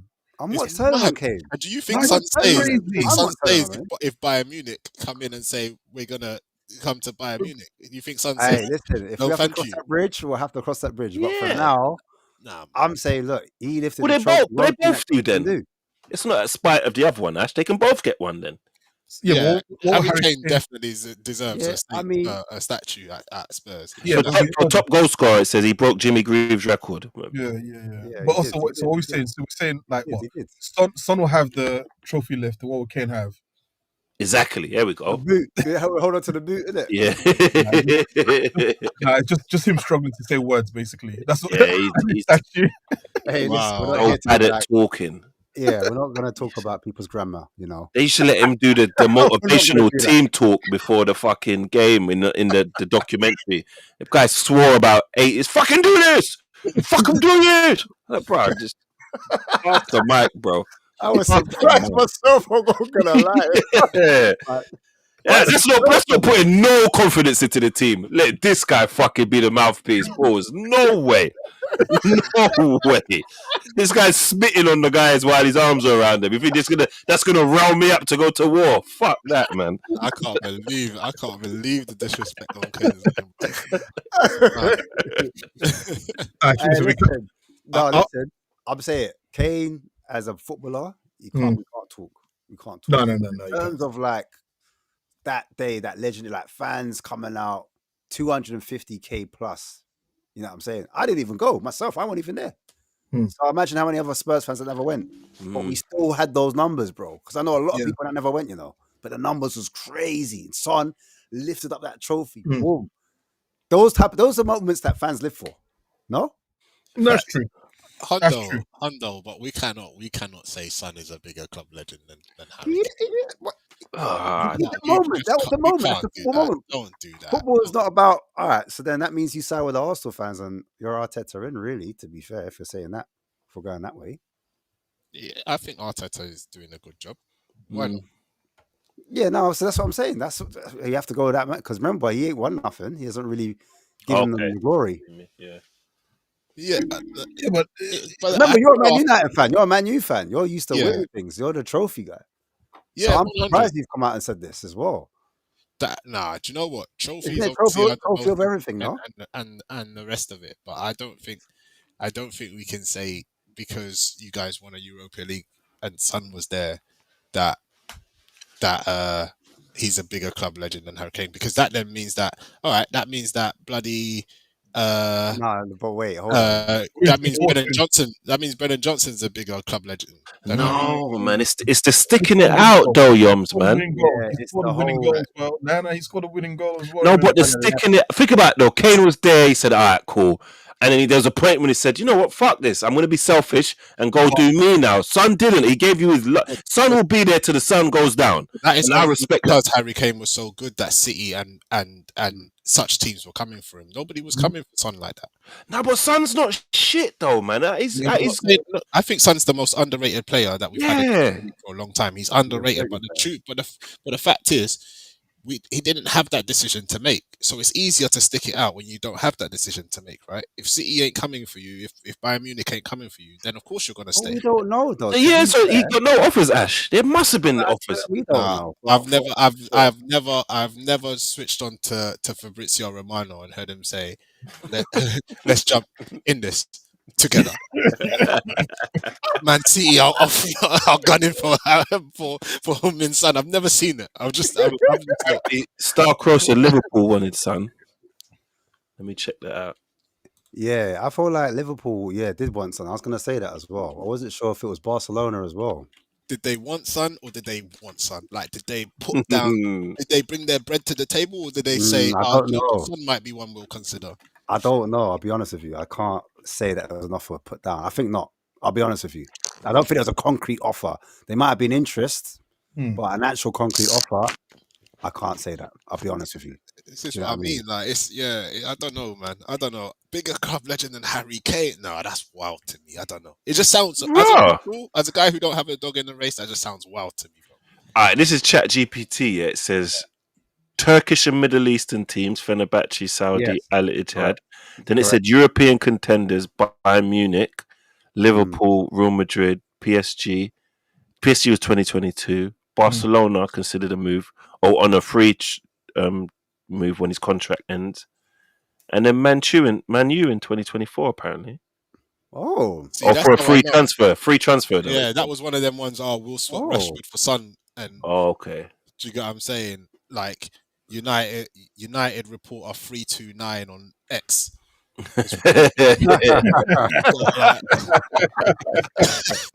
Nah, man. I hear it. I don't know. Like it's a hard one, isn't it? Because I think people beat Kane over the head with he hasn't won anything for so long. He hasn't won anything, and so until you've won that, trophy, you're not considered a legend. That was a conversation, right? Or no? Or am I wrong? I just who deserves a trophy? Like some man, I don't know yet, but there's some guys at some clubs who never won nothing, and we don't know who they are. But ask their fans about this guy. He's that fucking guy. Like, he was there with us. Yeah, we got a player like that called Moussa Dembele. I mean, a lot of Spurs fans, he was like the guy in it. Matt Letizia is another one. Everyone goes, Letizia, how good he is. Premier League legend. We should have got him at Spurs. We were linked to him for a long time. He never won anything, and he would have won nothing at Spurs as well. But that's the point. There you go. There we go.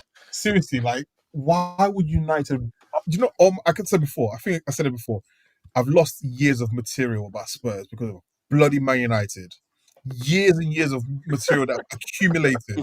And United just go and fuck it up for me, okay? I can't even banter anymore, Spurs. I had this like, my classic one. If you wanted to see Spurs trophy lift, you have to look in black and white TV. I mean,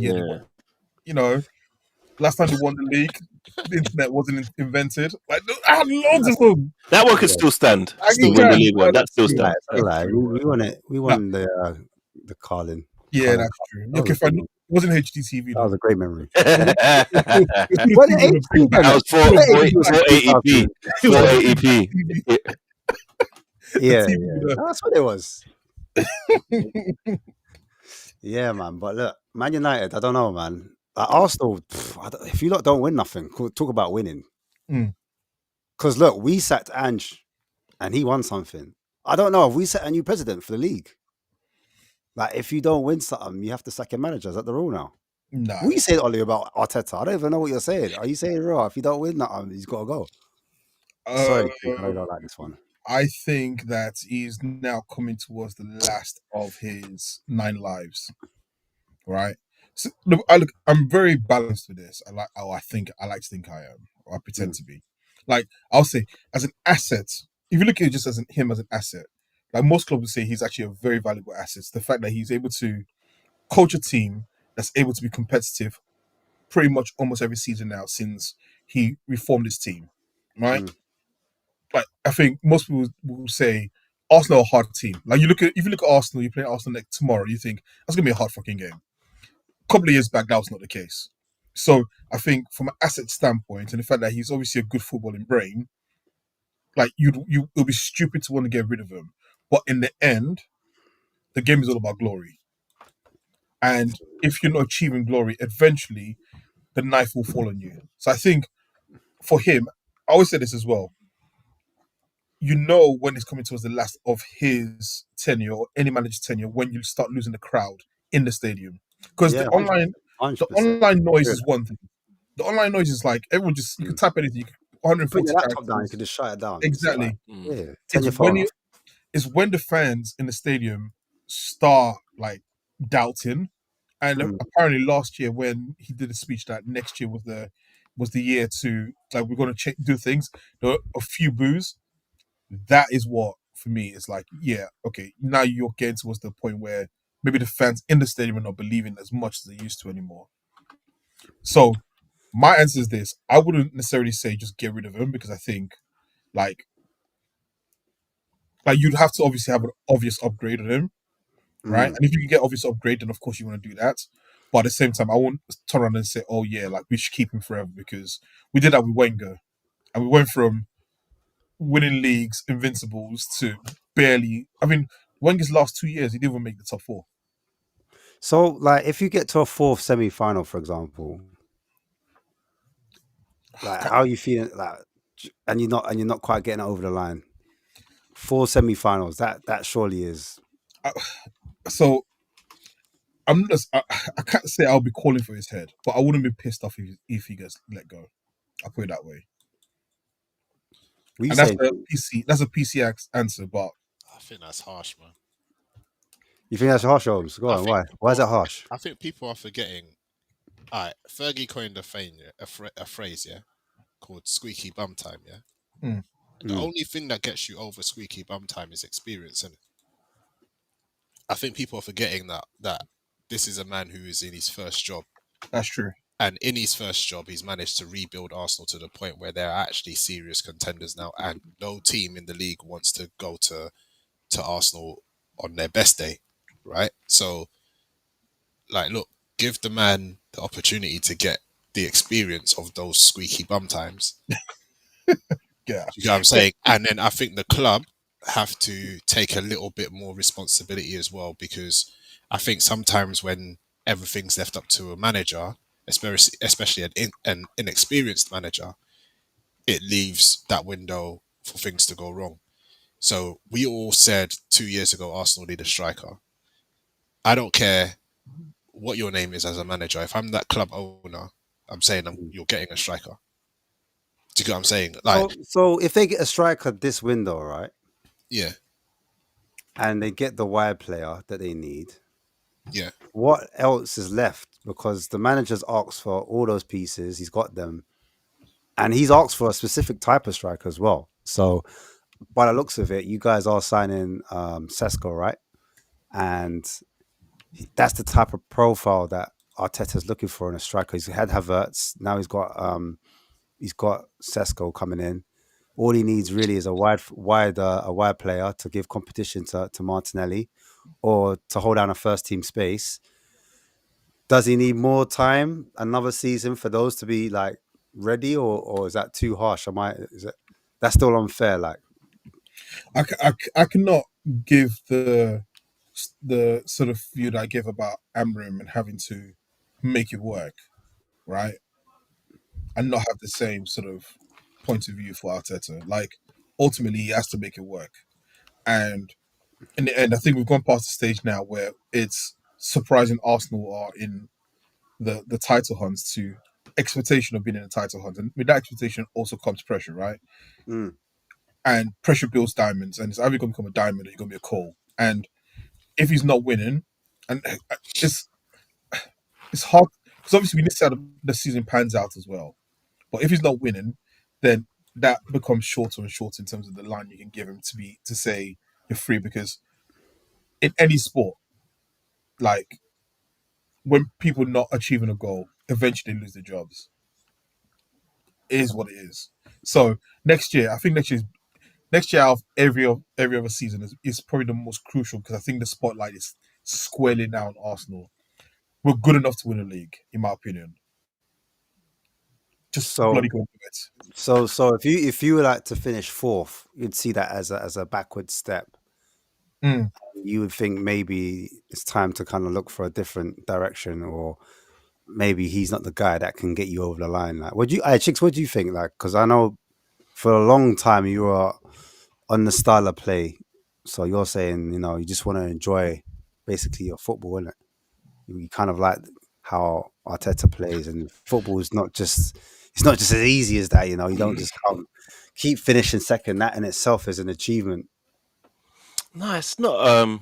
It's not over an all achievement. But I don't know. I still have patience with him, but I understand the people who are this year he must win something and all of that. I understand it. I'm not trying to crucify anyone who does that, but I think the context is important as well. I think dependent on how it goes would lead to it, but So if you crashed out the top, so imagine you were battling it for it was just you versus City again, and then like the last 5 games you just crashed out and you went to fourth. Would that be acceptable, or would you say like? But that's what I mean by like this season. In that context, yeah, that's what I mean. Our front four were all fucking injured at some point, and then we saw it evidently in the season. And so it just, if everybody's fit and firing, and there's no logical reasons why that happened, I'm whoa, Scraggy? Like that's what's going on there. Like, do you know what I mean? So the context around it of like I don't know if Saka's dad dies in a fire, and then he has to be by his bedside and he can't play. Havertz gets run over by an 18-wheeler. Do you know what I mean? I don't know. Sesko gets caught in crossfire from a shotgun. Like, if there's actual logical context to why it happened, I'm forced to be lenient. But if there's no context and you just fucked it up now, whoa, what's going on there, Miguel? Right, so Billy's put in a chat here. If Thomas Frank comes in and he wins a trophy in his first season, are you bugging out? Or is it context? Like, what's going on? What am I bugging out about? What? No, I don't go into. We're not into. We're the third most successful team in the country. I've seen us not win more than I've seen us win in my lifetime. So I don't have the audacity going into every season thinking we are Gara and I'm entitled to a trophy. I just don't view football through that prism. I'm just not that guy. I hear it. Hey, what do you say, Yobs, man? What do you think on that then? If Thomas Frank comes and wins a trophy, if he comes and dunks on Arsenal, Scott's already done that. That's why, like, I think it's all a bit kind of look. Let's be real. Yeah? I know it's extremist, but look, who would have thought Spurs would finish 17th for win a trophy? But let's be real. There's nothing out. There's nothing about being real. No, but let's be real about these ninjas. Yeah? Let's be real about these ninjas. Yeah. The truth of the matter is, it's never gonna be enough until you win the league or the Champions League. Innit? Yeah, that's true. Yeah, if Arteta had won the Carling Cup or whatever we call it now 2 years ago, it would be but he hasn't won the league. He's had 6 years. He's come second 4 times. He hasn't won the league. It's true. And then it's like, Arteta wins the Champions League. Yeah, but the domestic league is more important. Like, he won the Champions League and he only done that, and it was because this. What we're finding is like points to point score. Do you get what I'm saying? Beat him up with, yeah. But when we're being real, half of our clubs aren't doing anything like what Arteta's doing. So how can we say, if Arteta don't do this and don't do that? There's only 4 things you can win every year, bro. Like, and 9 times out of 10, City wrap up 3 of them. So you know what I'm saying? Like, I don't know. I just think I'm just a great believer in give the manager time. Like, I've seen the greatest manager the Premier League has ever seen need 8 years, 9 years to even scratch the surface. So would you have given Ange time? Do you think Ange was wrong you think it was wrong for Ange to go? I think I can see why Ange went, because you can't pick up, what was it, 66 points in 40 games, 45 games or something like that. You just can't do that. And he's had the back end, he's had the windows, he's had the money spent. And the point where I thought Ange was gonna go is when he told the crowd to shush, and then the goal was disallowed. That's when I Oh, he thought, you did. know what? It's just he's got to go. When he started saying this club is shit, the fans are shit, stadium's shit, like these guys want to lose to City because they're shit. I was thinking, right, the moment you start talking against your fans, that's just writing on the wall. Do you get what I'm saying? So Yeah, I can that's see true. why they got rid of him from that point. It just so happens that he won a trophy, but I do think there's context to winning that trophy. And I'm not trying to slag off Spurs or what he Yeah, no, I achieved. hear it. It's a big achievement, but Mm. a one-off game against fucking the worst United we've ever seen and Bodo Glimt. Like for me, that But you were backing Ten Hag to the end though. You were like, nah, Ten Hag, he won a trophy, he needs to stay. Remember? I no, swear you were Ten Hag. my Ten Hag needed to stay was not based on the trophy. My Ten Hag needed to stay was based on how shit the club was run. It's the Amarim thing, isn't it? Why you understand all the things that they putting up with for Amarim, because we need to show some backbone against these players with a manager. We can't keep giving them their way. So you're on a principle. You're on principality. Bro, it's the principalities of the matter, bro. In fact, I'm with you. You know what I mean?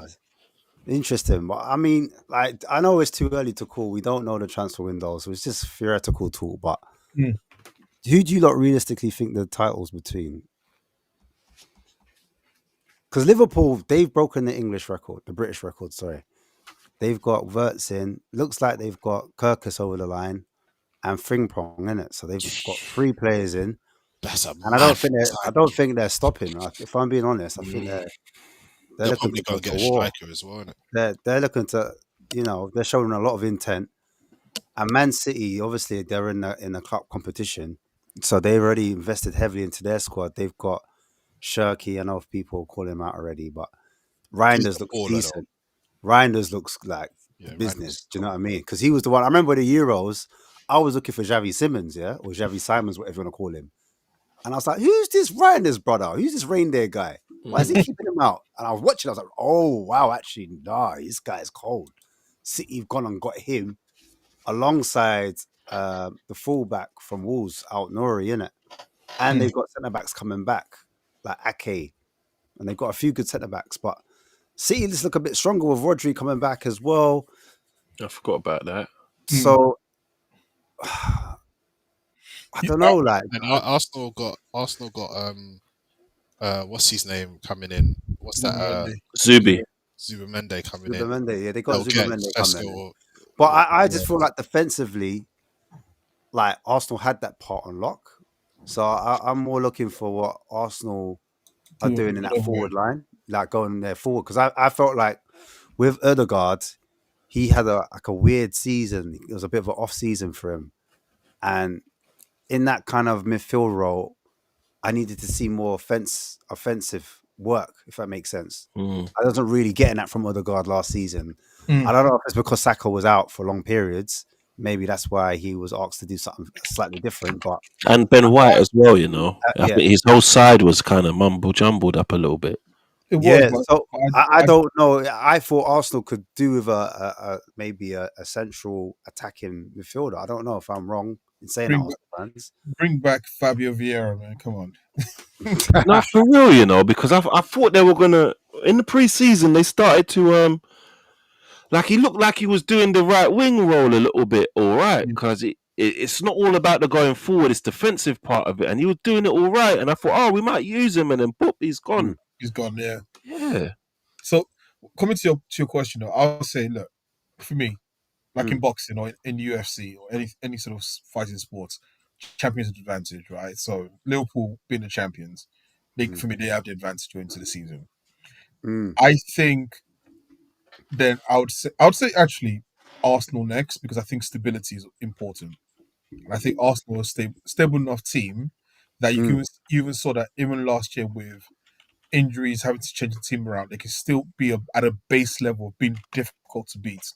Maybe not good enough to win games, but being difficult enough not to lose games, Yeah, right? because he did draw a lot of We games. drew a lot of He did. games. We drew a lot of games. So I say that's why we say Arsenal are one of the most difficult teams to beat. They don't always win their games, but you always know they're going to be in a hard game with them. With Man City,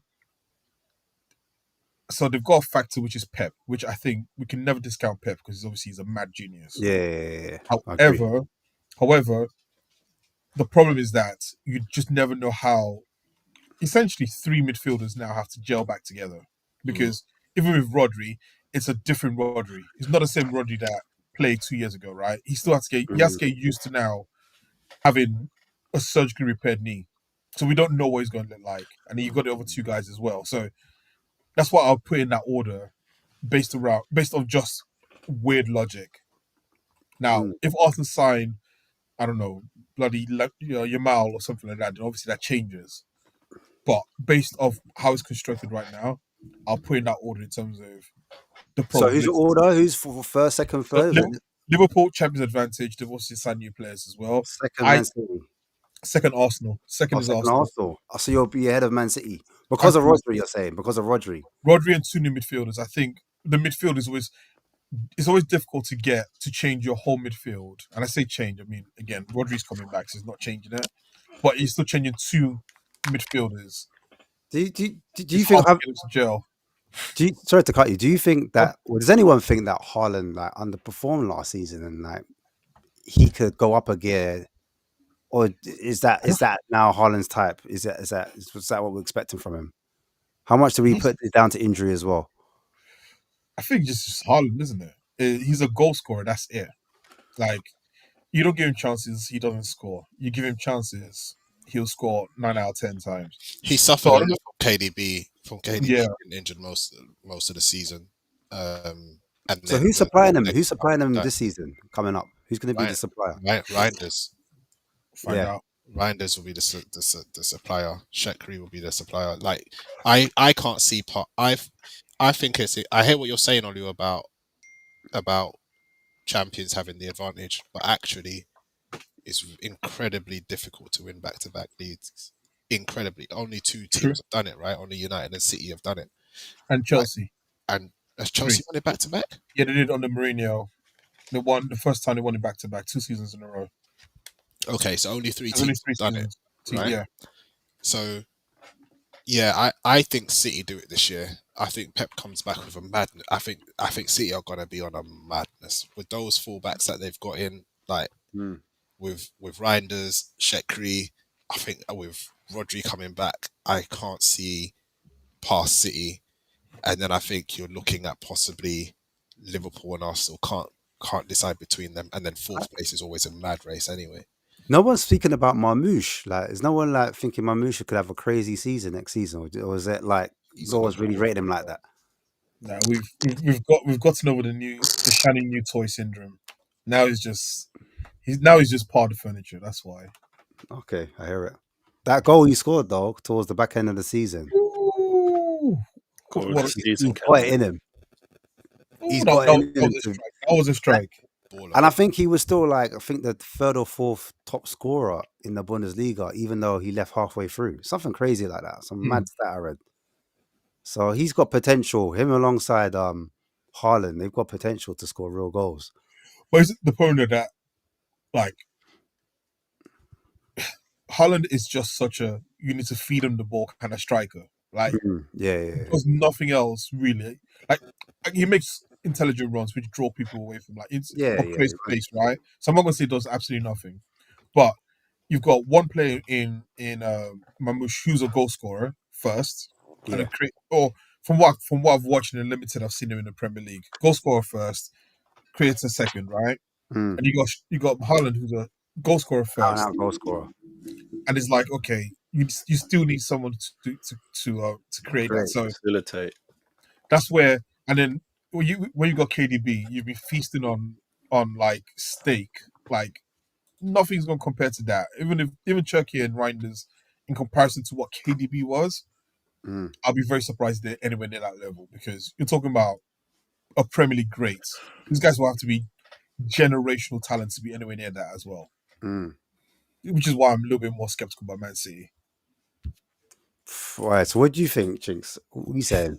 Liverpool, Mm. defending champions, challenging pack Man City, Arsenal. Do I want to put City slightly above Arsenal? Can I group them? I'd say Liverpool favourites and then joint City and Arsenal. Maybe I could say, yeah. Because it can't be. This is our pinnacle. Because someone said it in the comments. We've missed our chance to win the league. That can't be true. That's not fair. There's no Lord if that's true. Do you know what I mean? After all we've done, that's not fair. Liverpool were like fourth, fifth, second. Lost one game. How many points? And then they got their dues in the end. So if there's a Lord in the sky or wherever, we have to get something before Arteta's out. Does Sesko and possibly Rodrigo moves the needle for you? I don't believe that Rodrigo hype, but of course, if they come, big drip, like makes a big difference. But I don't believe that Rodrigo stuff. To be honest, me personally, you don't. Nah, man. I could see it. 90 M's they want apparently, and Real Madrid are only going to sell him if he goes to them and says, "I want to leave." And I don't know if do you see him doing that? Who would you be? Who's your ideal wide player then? Because you're linked to Rodrigo and you're linked to Nico Williams. Like out of the two, none of them are ideal. Ideal is Isak. I don't care about no one else. Isak is ideal. Anybody else, I'm just putting up with and having to have faith in the guys at the club. If it's not Isak, I'm just anything else. To be honest, that's the only solid thing that I know. Paul's. I've seen him in the league. I've seen him play. I've seen him make our defense, who are very, very, very, very good, look not that good. So unless it's Isak, I'm just putting up with stuff I don't know because I don't watch all these other leagues. I hear it, man. Big up. Hanif. Looking fresh from a burglary. What's going on, man? Hey, fresh out of jail. He can't even hear. He can't hear. Yeah, that's funny. Every week, this guy has technical difficulties.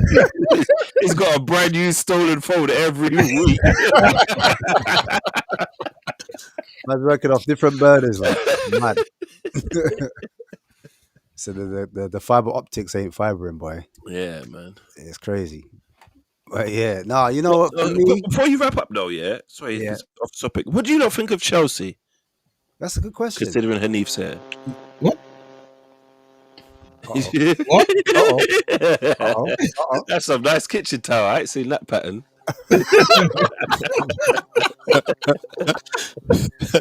Hey, it's that cry wet for real though. Have you seen this man? the proper, the trim with the hat. You know what they draw in the sketch. Oh my gosh! So that looks generic. Racism out here. Yeah, Chelsea though. To be fair, people are brushing them. They're saying, "Oh, they don't rate the wingers they're linked with." I think they're linked with is it Jamie Gittins from Borussia Dortmund. They're linked with Fofana from Lyon. He's a winger, and they're also linked with Kudus. They're linked with Kudus from West Ham as well. And they've already got like a whole heap of wingers there. Yeah, you know what I'm saying? Like people are saying, how are we gonna fit enough players into our squad? We need to sell players before we buy. Chelsea just seem to be moving players on and just bringing new ones in easily. They have no issues in terms of getting players in. Chelsea, man. Fuck Chelsea. they knew they weren't going to keep Sancho. They bought that jumper with every intention to wear it once and return it. Can't fucking stand them. Man. You still got the labels on, yeah? Yeah. Labels on, paid to have him returned, you know. They just paid to stamp the postage to have him back.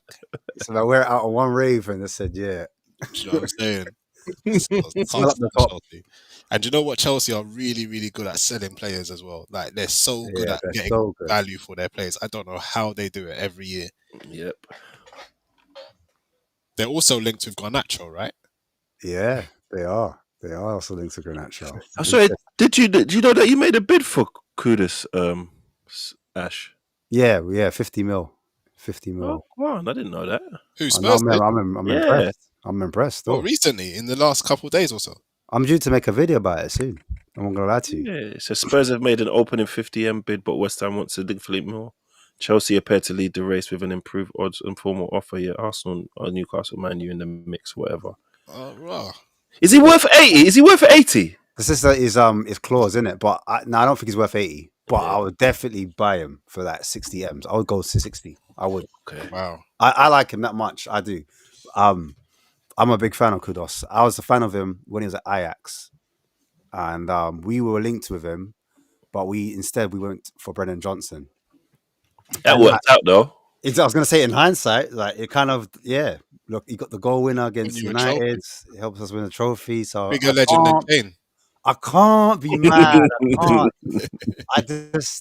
But for me, like the type of football I like to watch, the player that gets me out of my seat. But not only that, he's actually got the ability to kind of create, like be a playmaker. Because a lot of people just profile him as a winger. I don't think so. I think he's a player that can just create havoc wherever he is.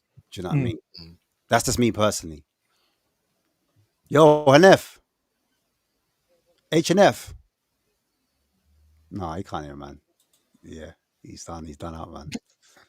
Yeah, but what do you not think of that though? Kudos. Good player. Really good player. If Does anyone not rate him? That's what I want to know. What I thought watching him, I thought he was good and then he trailed off a bit, and I'm needed to see him have the upside again. Pause. So I'm a bit in limbo at the moment. I'm a bit undecided. Yeah, Okay. I'm the same as well. I think, every couple of seasons, like a player comes into the Premier League and like they take it by storm. Like Ilana for Man City, Alamander for Bolton. Like when you get like players who just come in randomly. Michu like at Swansea. Michu, like exactly. Like they take the league by storm. One season, you're like best thing to slice bread. Everyone says they want them to sign for the club, and then the next few seasons you start trailing off slowly and slowly. And I don't think it's even the West Ham thing. I think, she might be a West Ham thing because they had the same thing with Dimitri Payet was the same as well. Started off a house on fire, and then before he left, like, and who was the other Brazilian player they had? Luis. Is it Luis? Do you remember when they bought from Lazio? Who? They bought West Ham. West Ham. Yeah, they bought like a player from Lazio. Payet, and they've got the gambling brother. The gambling guy. No, not Paqueta. This is time ago. They bought like this player from Lazio, and he had like, he looked like William, basically. I can't remember his name. Anyways, basically, the part I was trying to do, because Kudus kind of reminds me of those sort of players where, like, there's a talent in there, but it's like, is it sustainable talent, or is it just like flash in the pan? I don't know. There's Philippe Anderson. Philippe Anderson. Oh, that's it. Philippe Anderson. Yes, that's him. What about Barami? Was Barami good? Because he was from Lazio. Saido Barami. We're going back. I can't remember if I'm being honest, but talking about Kudos, for me, like the reason why I'm so impressed with him is because his ability to take players on is unmatched. It's unrivaled. And whether you think he's dropped on or off or whatever, like statistically this season, he's completed the most take-ons from any player in the league. Factually. Do you know what I mean? And by a good... So whatever player you rate and you think, he's a man that can like beat his player, he's done. But some people will be like, is that Adama Traore? Like, because Adama Traore was really powerful runner. He was good at beating man, taking man on pause. But I personally think he's a level above that, because when I look at his ability to take the ball under like pressure, like his first touch to kind of look after the ball and then get on a turn and then turn it into an attack, like drive a team up the pitch. I think momentum is really important in football, and he can sway like the team's momentum and get like, when the fans get off their seats and go, hey, that can change like the squad. But also he's left-footed, and West Ham, for some reason, they're playing him out on the left. And I know that sounds so basic. Yeah, why would you have like having a left-footed wide player out on the left? That makes sense. But the way West Ham play, they want their forwards to contribute and score goals. So he's basically cutting onto his weaker foot and he's shooting. So for the majority of the games, he played out on the left. And I'm thinking, why not play him out on the right-hand side let him cut out on his left, and then he could score more goals that way. Bowen's obviously playing on the right, and he's scoring the majority of goals, isn't it? But I just think tactically they've got it wrong for Kudos, and even like I think he's better centrally. I don't think he's a wide player like that.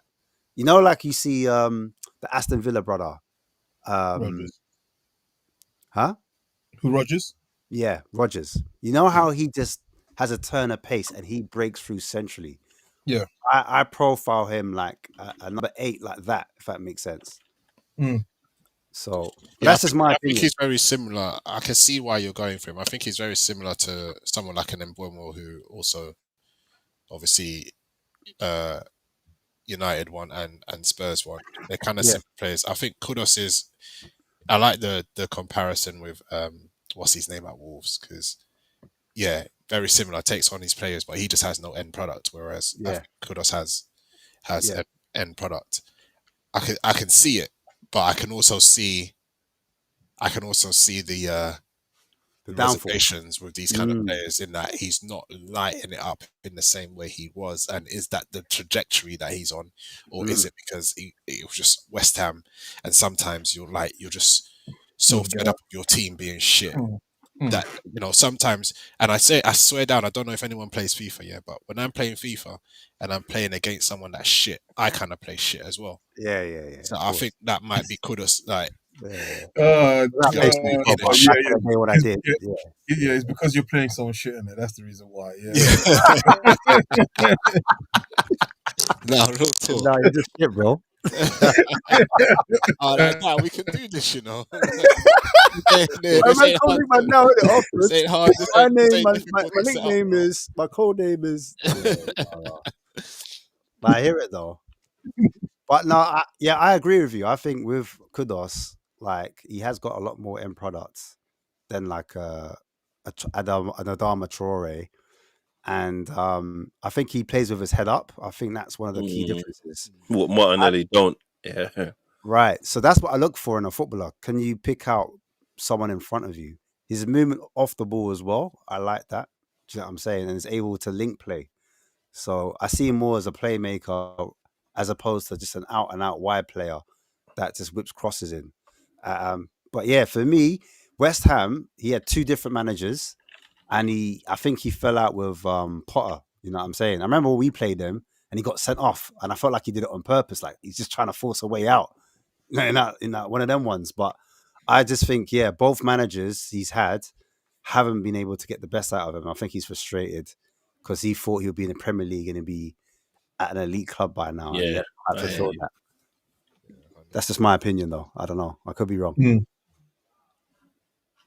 But yeah, man. All right, Hanef, can you hear us? No, he is.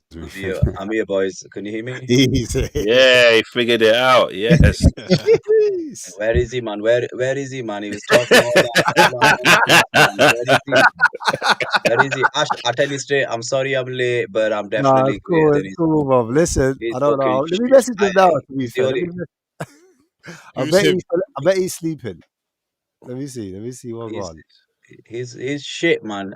He's the only Arsenal fan that I don't like, man. That guy is shit. Like his what did he say, Hanif? What did he say that set you off? Oh, it did set me off. It's just honestly the chat, man. He's talking like he's Liverpool, man. Honestly, come on now. Let's not. You know, you're not that good. Come on, man. Is this Stephanie you're talking about? Yeah. Of course. Let's be honest. Look at my club, man. Apparently we're nowhere near, and we've already bought a striker. We're better than them at the moment. We've got a striker. It might be 30 million, but we got it over the line, didn't we? Come on now. It's true though. All You that lot bought a centre forward quick. Yeah, you lot bought the lap fast. Yeah. Is that confirmed? Is that wrapped up? Yeah. Yeah, he He's played paid for them. He paid for them the other day. He looked all right as well. I thought he played all right. I'm not gonna lie, he didn't score, but he was assisting. They're talking about him being the next Wayne Rooney out here. Nah, they need to calm down with that. But The next big Wayne Rooney out here. He looks decent. I don't know. What do you reckon, Hanef? What do you think of the lap? Obviously, it's early, but I think there's no. Listen, look. Oh yeah, 100%. I want a guy who's hungry. I want a guy who's hungry and who's gonna frigging fight. If you give me them 2 qualities, he's got half a chance, hasn't he? Yeah, I'll take yeah, 1000%. that because we're gonna create, aren't we? Defense isn't the greatest, and the keepers The are getting keeper, isn't better. it? I see three. I hear it. And but I think if being realistic is Chelsea's a top six club. Hopefully, they'll win a trophy. We're not gonna be competing for the league. Let's be realistic. That's just me as a Chelsea fan. Just I have to acknowledge the fact that we are not that good anymore. I know it's hard for Chelsea fans to accept that, but we ain't that good. We're a top six team. We'll challenge for the top four, and we're like the old Arsenal, aren't we? Really, we're gonna knock on the door of Champions League, and hopefully we'll win a trophy now and again. No, you don't owe Chelsea. This is Chelsea pre-Roman. This is Chelsea of Dan Petrescu, Graham Lissow, Yeah. Dennis Wise, Tori Andre Flo, Yeah, Jesper that's what's Kroenke. talking right now. You know what I mean? Babiaro. Listen, I Because remember Ed De Hoy. I remember the because old Chelsea. Okay, he's not sorry. mentioned. He's not mentioned my best player, but he's mentioned the rest. So, Why is we'll What's that, okay, Zola? Zola. Zola. I was waiting for Zola. Marcel, bro, the best defender, but he's better than John Terry, man. He played for France, but no one gives him his Aye. flowers. Marcel Marcel, Desailly, Marcel. Frank Leboeuf, Frank Leboeuf. Hey. Mario Melchiot. I remember the old Chelsea. I remember the real Chelsea, not the So, Fugazi so, version. Was it Cools? They had in but the shirt. They had the Cools. Yeah, exactly. yeah, we were just cool then. Autoglass as well, man. Listen, I remember the old Chelsea. Okay, so don't play these games. Autoglass, you know. Autoglass. Okay. Autoglass. Replace it. Autoglass settings. Stefan. Stefan said in the chat, he goes, "Oh, we used to be a parking lot." I'm like, no, we're the parking lot though now, though, aren't we? We're better than that friggin' cheap supermarket parking lot that they called Arsenal Football Club. But Relax. that's just being it. But apart from Stefan, all the other Arsenal fans are amazing. But Stefan's friggin' our tiny. That guy, man, he's got no filter. He thinks they won the league last season. Yeah, it's mad. It's mad. He talks about PSG every day, bro. It's mental. That's traumatized. Oh man, did you enjoy my little what's it called using ChatGPT to trigger it? The reason I was bored at work. I love I was it. bored at work, and I was like, what can I find something that can get Stefan talking? Because my favorite pastime is to get Stefan and Jay to just go at each other. Just leave. Yeah, it's funny. No, but yeah. So what you're saying, Chelsea top six realistically, but you're saying if you were to get a proper keeper and a couple centre backs, you think We you could need we probably... need a well we need yeah we need a goal scorer. Yeah, Like everybody else, but yeah. they're very hard to come by, aren't they? Because look, Arsenal are who knows what Arsenal are doing, but they're in a bit of a dilemma because they're talking to Sesko, and I can't pronounce the other guy. I call him Gyok, Remember? but Oh, Gyökeres. they're speaking to them both. And if Arsenal pull both of them off, respect to Arsenal then, but I think they're gonna go for the long term rather than Yeah, do you think that's now. a possibility then? Do you think Arsenal going to go for... Because Man United are talking about Ekatike now, isn't it? They're saying, but also Chelsea, you lot want Ekatike as well. So Bro, if he's cheap and if he's young, then yeah, man. Nah, I That's think how it's it all is. mind games, bro. It's all mind games. I reckon Arsenal are genuinely talking to both of them because that's how that Berta works, and he likes to line up and then choose at the last minute which one he wants. And obviously, Arsenal are in a position where they can do that at the moment. I think United want Gyökeres and are kind of using Ekatike as a look. We're talking to other strikers. We're also interested in Mateta. We're also interested in this. But really, it's Gyökeres that we want. And Ekatike, even at 80 million, is just another typical signing that United are trying to stay away from. We don't need a young potential who could potentially grow into being a great... Nah, we don't need that. We need someone who has scored a lot of goals, who is at a fair price, and that's just Gyökeres, isn't it? Like, so all of this, I think United are trying to use the whole we're talking to other strikers to get that Gyökeres interest more solid. But it problem, makes problem sense, that doesn't it? United have got is. Oh, sorry. Go ahead. I was gonna say it makes sense though very quickly though. Like if you're if you're trying to a girl for the first time, right? And you act like it's only her you're talking to, like she's gonna play you around. But she thinks there's other people out there as well. Yeah, 100. Yeah. It might make you know what I mean. And it's the same thing with business. It's like it makes sense. Arsenal would say, there's multiple players they want to, even ones that we don't even realize as well. I mean, these are the ones that get reported. They're probably talking to so many different strikers they've identified as well. Yeah, Same facts. with Man United as well. Like Facts. that's the right way to do business. You say, if you're not going to come, pause. Then we'll go for someone else. And if you're going to charge too much of the team, we'll just go and get a cheaper option, right? That's kind of the right thing to do. It's Yeah, true. 100%. So who's really looking at Ekatika then? No one. Is that what we're saying? Not at that price. They're asking crazy figures. I don't think anyone's going to be paying 100 mil, even 80 mil for him. Yums, but they're using that though, aren't they, as a catchway? Because they're just like, you know what? If you don't want to come, we'll get this young kid.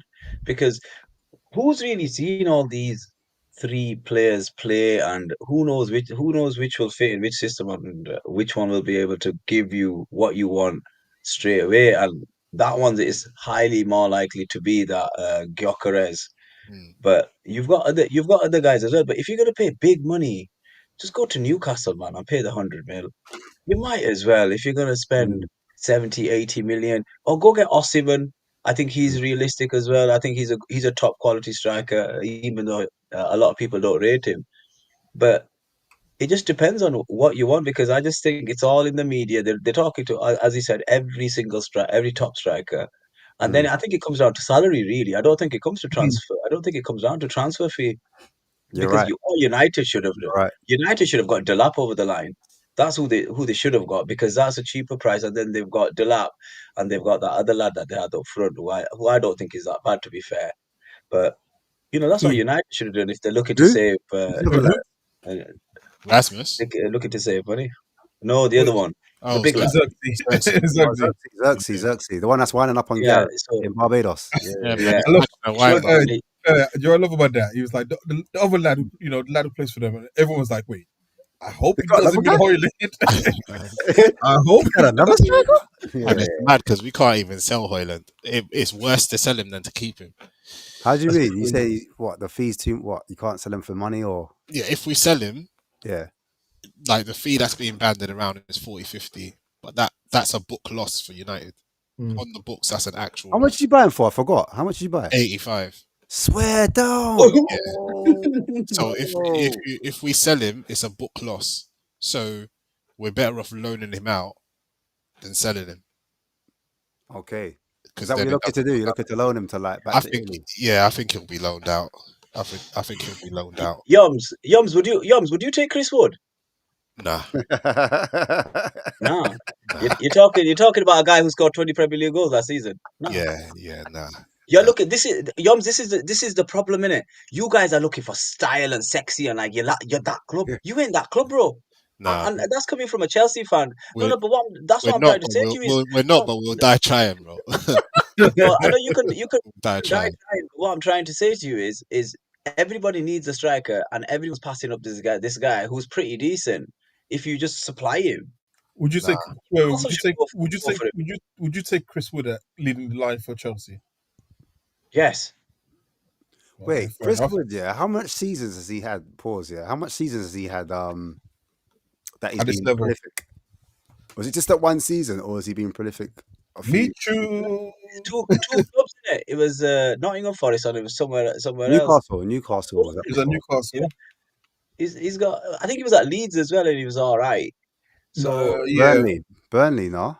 he was at Yeah, Burnley Leeds. as well Yeah, when it came to the Premier League. You know what? It's not bad, The you know. thing I'm is- looking at it now. 14, 12, look at the numbers. 15. You can't always, if you're supplying these guys, you can't always just think, oh, I need someone sexy from abroad, man, because this guy's proven in the Premier League. Fair enough, he might play for a I need shitter club. someone sexy from the Premier League. If I can't get someone sexy from the Premier League, then I'll get someone sexy from abroad. But I'm never going for someone not sexy. I think you know what it is, Hanif? I think it's know the that, age as but- well, though. I think these men are looking at the age and are like, right, he's on the wrong side of 30. I think, innit? Does he sell shirts? Does he? Why does he have to sell shirts? It's about scoring goals, brother. No. About See, winning games. that's the other part where some of us as fans we don't take into account. Why sometimes clubs don't go for the obvious is can we sell merchandise of these players, right? Because if you Hello, are look, you telling me Rasmus is selling merchandise? Are no, you but seriously telling me that? In Norway, I'm not saying that, but I'm saying as a 19-year-old, when they first bought him, or 18-year-old, whatever it is, they're thinking, right, in 4 or 5 years' time, what is his commercial value going to be like if he continues to develop? With Chris Wood on the other side of 30, and he's from New Zealand as well. Let's be real. Those guys are probably looking and thinking, yeah, if he's coming in to be a backup striker, or sort of like a Jorginho for us, who was like on the bench, you don't worry about that. But if you're saying you got to outlay 40, 50 mil to that, they're also looking from a commercial standpoint. That's the part that, as football fans, we don't also think about in terms of how how sometimes these clubs operate. Because look, when Real Madrid bought Beckham and they bought him for 23 mil, they said that within a day he had made the money back from shirt sales. You can see why sometimes they go for some of these kind of players and they don't go for the obvious guys. yeah, and also, you just can't go for Chris Wood. Like, you just like, I think you guys can't. 33 years old. You can't go for Chris Wood. Yeah, Like, 33. if you're trying to do anything, if you're trying to do Back build up, for man. the future, He's better than Rasmus, man. He's better He than is. Much Højlund, better, isn't he? Rasmus. Much he better, is, Rasmus. he is. But you don't go for you don't. Clinical. If you're, nah. Just put 25 M's on the table, man. You guys can't- can just afford because it. You just need because a striker, man. just because there's a there's a 2 standing next to you in the club, it don't mean that you go for the 4 that's at the bar, bruv. You've got to wait at least till He's the not a 7, forward though. 8. No, but the thing is this, he's gonna score you goals, isn't it? It's a MILF, man. It's a Because MILF. ultimately that's what you need. Don't ever call another man a MILF. I don't. Don't ever call another man a MILF. I'm sorry. Man, That's it's messed 2 and 4 though, isn't That it? is So, messed up. you're right. It's No, messed you up. just can't be a serious club going for Chris Wood. Like, I think he's fine where he is. Do you know what I mean? That's the level he's at. The level he's at. Do you know what I mean? I don't think Chris Wood's gonna go somewhere and like be the guy that's gonna drag your team back into like European contention and that. Do you know what I mean? What do you mean by European contention? When you say that, you mean Champions League? No, I mean Europa League, Champions League, Europe, top Nah, 6, man, you top Conference League 7. for you, lot, man. Do you know what I mean? Like, it's Nah, just man. So as who's in you United think got? now, Have as they in got you don't think Emblemo? United can Is- do it. No, I never said that. I said Oh. who have United bought this season apart from have they? Is Emblemo done? Nah, it's just Cunha that we bought, right? Yeah, it's just Cunha. Mbeumo's not done. Bombers not done yet, but it looks like it will get done. Talks are Yeah, until like you do, ongoing. until you guys don't get a midfield, you're always going to be in trouble. You need to get you need to sort That's what I midfield out. said. I said I looked to their central area. You know, at the end of the day, if you think Casemiro's gonna get you over the line into those Europa League places, I'm telling you straight, you guys are in serious trouble. It's your midfield that and a striker, and that's all you need. No, I You can think go another I think season with your I think defense. it's I'll be I honest. think it's priorities, isn't it? I think it's priorities. Our priorities at the moment is that forward line. Once you get that forward line out of the way, then the priority is selling players. Once Can you've you do made that all certain- one window? Can you do that all in one window though? Yeah, I don't see why not. Chelsea have bought 100 You million can't, man. window before. Yeah, but Yoms, you're not that club, man, because we took one of your men and we said, you know what? Thank you. We'll pay you 5 mil to enjoy him and take him back. Yeah. Whilst your phone was whilst your screen was frozen, I was saying fuck Chelsea because you man never wanted to keep him. Bastards. No, it's just it just didn't work out, innit? Because we didn't think he's a good player, but he needed to do more, man. You guys have ruined him. We've ruined him, or he's just not good enough for the Premier League. He's just not good. He's just Yeah, not a maybe Premier League that. player. Some players are just better off in Germany or in Spain or wherever. Do you know what I'm saying? The Premier League is Brockneck speed, man. It's not for everyone. I don't think he's got the attitude for it, really. I think he's got the talent, but I think you have to come and want it. And I don't think he's just one of those guys. I'll play if I want to play, and if I don't want to play, don't worry about it. Yeah. What do you think of your? Yeah, I'm gonna ask about this opening fixtures for Chelsea. I don't know if you've seen it, but just quickly, you've got Crystal Palace, yeah, West Ham, yeah. Fulham. Yeah. Are you happy with like I know some people say, look, you got to play every team twice, doesn't matter. But as an opening fixture, are you happy with what you got? Uh, at the beginning, I think anyone could beat anyone because of match fitness. I think United want to play Arsenal because you know what, freaking hell, United are going to be up for that. United are going to be like, you know what, we can topple these guys early. The first couple of weeks, the players are not match fit, so anybody, the first 2 or 3 fixtures, anybody could beat anyone. I think Arsenal last season had a very poor start to the season, Mm. and I think it cost them in the end. So as long as you take them, see, we should win those games, but I'm not No, not 100%, no, because obviously, but yeah, you guys do have the Club World Cup that you're playing in right now, and I don't know how much rest you're going to have before you come back. Considering I don't know if you'll get all the way to the final, but just like let's say you guys are not match fit and you've got to play Palace, West Ham, Fulham. Wouldn't you say that's probably the best way to come back into the season, playing those three teams, as opposed to the thing playing, is, yeah, but you're talking about you're talking about some of those teams that are going to have a low block and we're going to have to break them down. We should beat them, but at the end of the day, what this team has proven to me that maturity and lack of experience cost us in many games. yeah, facts. So I agree with that. we're just gonna have to wait and see. Am I happy with the fixtures? Yes. I would have preferred someone a little bit tougher, just so the boys would be up for it a bit more. But hey, Mm. we'll take it, and then we'll see what happens. But we need to get a couple more players over the line, in my opinion. But um, it's a good start for the Mm. Premier League. I'm not gonna say that it isn't, but I don't think you can use. I don't think big clubs can use anything as an excuse, apart from Tottenham, who are not a big club, because we've all Hey, got here he is. Here deep he is. pockets when it comes to players. So I just I I can't just wait to think play we just have to Chelsea. To get be on with it. fair, I can't wait to play Chelsea. I'm hoping we don't have a mad injury crisis again when we play you guys. So that'll be interesting. Listen, Ash, man, I gave you your props last time I saw You you, did, man. you did, you Congratulations, did, man. you did, you did, You you know, did. first trophy in 500 years, man. Smashed it, man. We're Yeah, all happy for you guys, man. yeah. No, Olu, are you not happy for them? That's just rude. Hmm? No, no comment. Look, look. He hopes. Huh? You're happy for me? Who, me? Don't be a Yeah. hater, Olu, man. Nah, man. I was born in hate, molded by it. In fact, I didn't see joy. I said I was born in hate. I was molded by it. That reminds me, for some reason, that reminds me of Bane, bro. It is It's pain. pain. Hey, It Oh, that is is is that pain. pain. It Bane? is Oh, big, This guy yeah. sorry. didn't Oh, see sorry. joy. Oh, Right over his head, boy. sorry. Yeah. Man. All right, cool. I'm gonna wrap it here, man. Unless you guys want to talk about anything So else. United's first 6 fixtures don't matter, yeah? All right, say I less. already spoke about it. I gave it the Say big less. screen and everything. I gave it the big Nah, screen. United Forgot. weren't on that screen. Say less. We'll You be there can't though. remember the big screen. On I the gave you first the big game, screen. United's that, fixtures that's weren't a there, was wicked it? game. I tip United, you know. I tip United. Tip United for what? I tip United for that game. I Oh, tip United to big beat last Arsenal. You mean to beat Arsenal? Nah, season. honey. We don't need tips. We don't need none. We don't We need Oh, don't need like. your you help. guys We are don't. too. We don't need your You help know or what? handouts. Don't put You your need hand Yob, out. We can manage. Yobs. You're gonna need all the help you guys could get after last season. I'm telling you, you No, broke Chelsea's record. We we don't finished need 12th, none of and that. you guys finished 15th.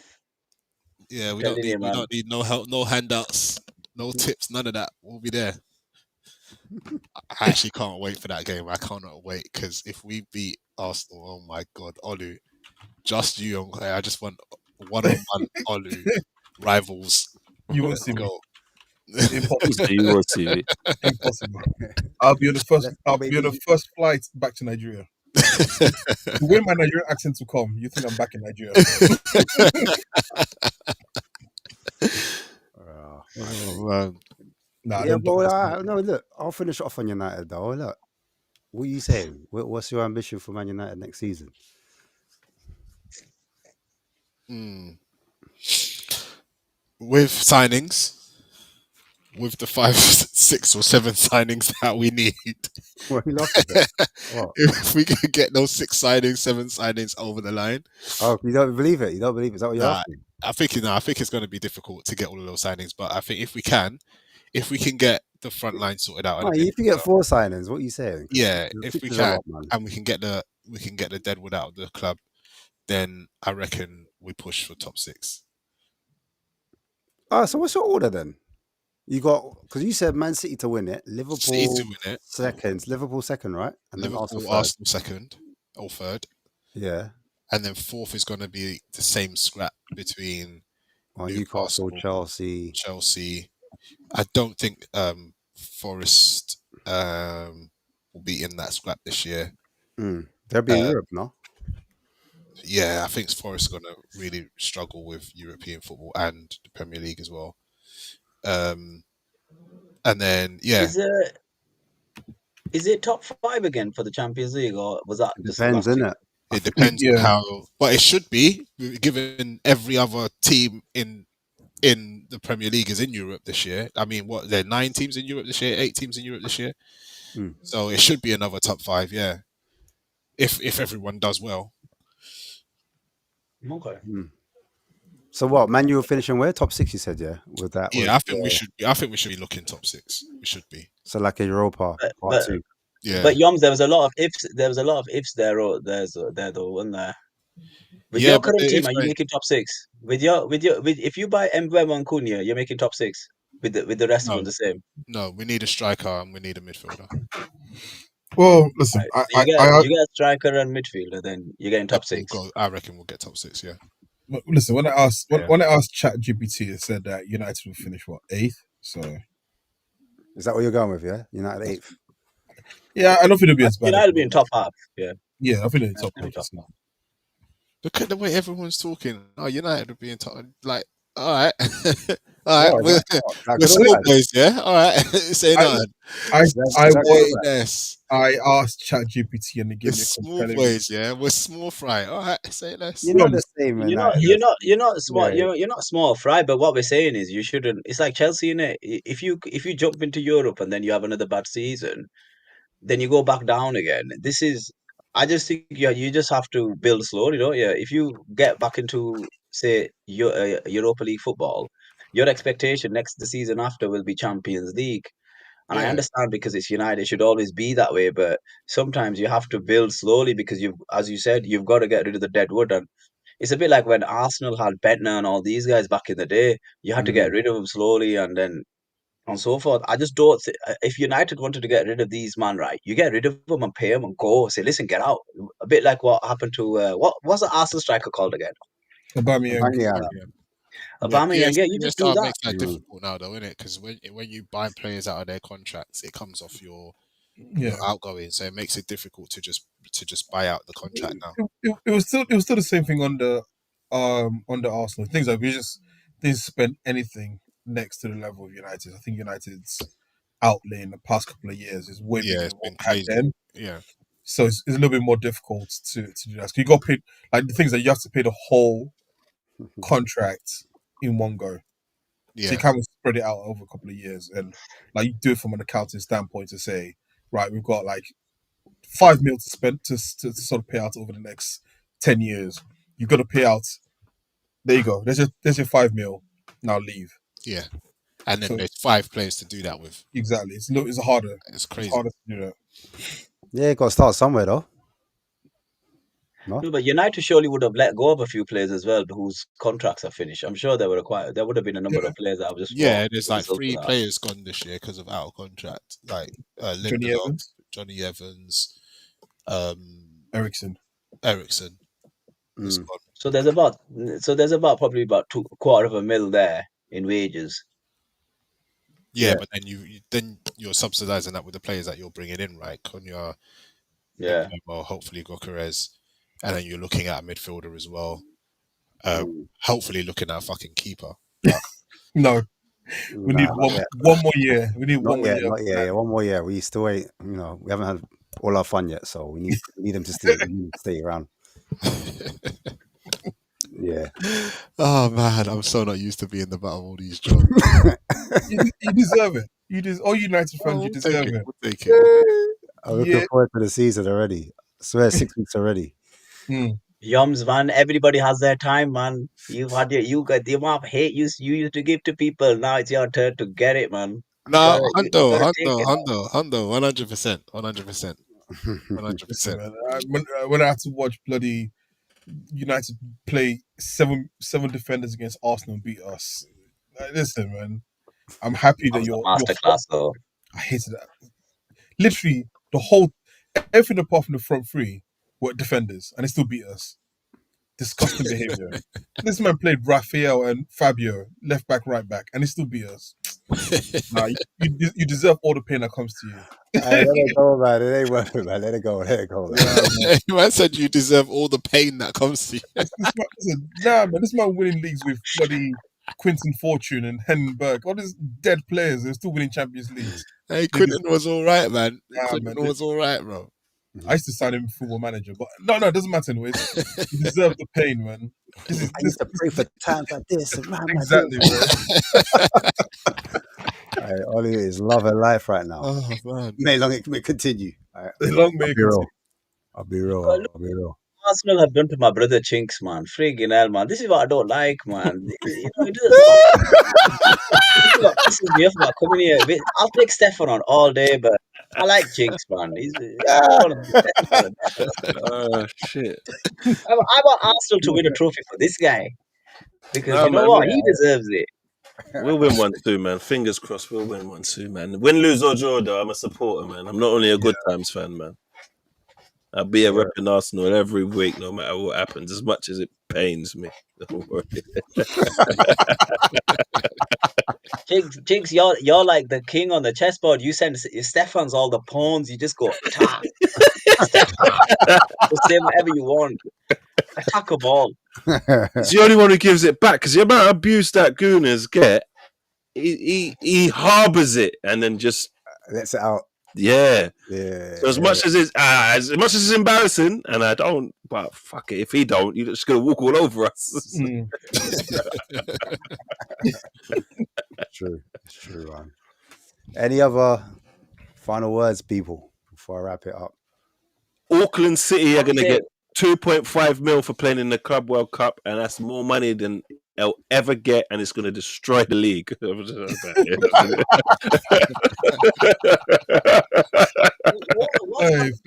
does your brain work? How does your brain work? I don't understand. What was the process you got to that thought? The World Cup, isn't it? It's the World Cup. It's the last point. I know. Talking about, isn't it? How did he get to that exact point? I have no idea. Hey, we spoke about it at the start. I don't even know if we spoke about it online, but the Club World Cup, we definitely spoke about it. But, yeah. That's Have you not been watching that? No, man. Bro, I forget it's on. Nah. It's football. Here. Oh shit, Mitch. No, he's not here, man. He's been good. Oh, he is. Okay. He's in the entanglement. So what's going on with the camera? The camera's moving mad. Big up, Mitch, man. How are you? Yeah, I'm all good. Can you man hear me? Yeah, I can hear you. Just can't see you, bro. Yeah, let me just sort my camera out. I'm in a mad hotel somewhere, bro. Oh, naughty. That's a real entanglement, bro. Mitch, this is Pete. No, Mitch said this is it's past 12 o'clock. All right, it's time. I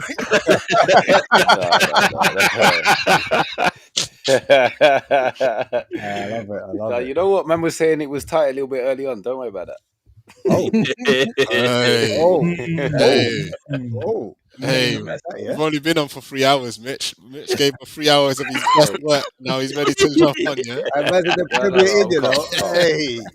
Weird. Hey, your mic is in an awkward position, bro. I can't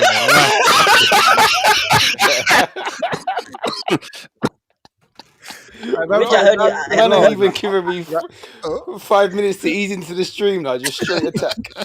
An agent for the Women's Super League. Is that what's going on now? Oh, mad. Bro, I would lose my East London card if I told man what I was doing today. I'm just Ash knows, but yeah, it's all right, man. It's cool. We don't have to go over that. I can't let that out there to the people. It's all good. Same, I was filming content for Millwall. What's going on?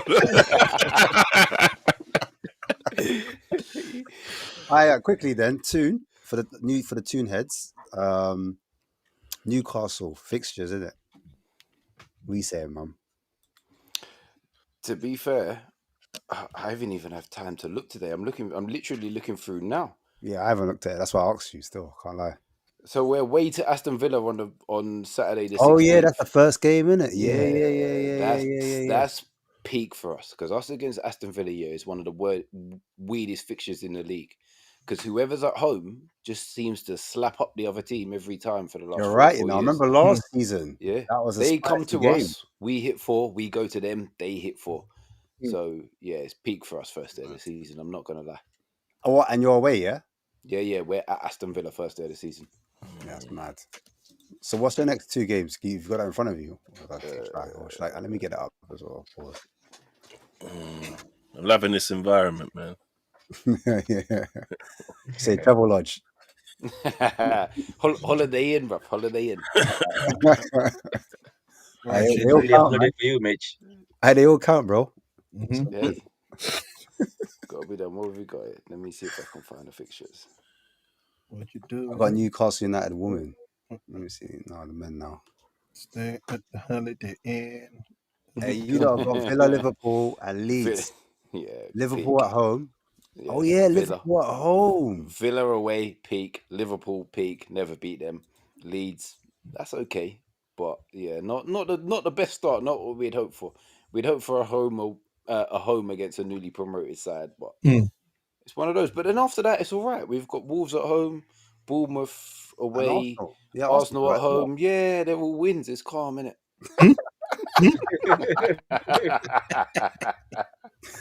Mitch, have you signed anyone? Arsenal, they love it when they play Arsenal now.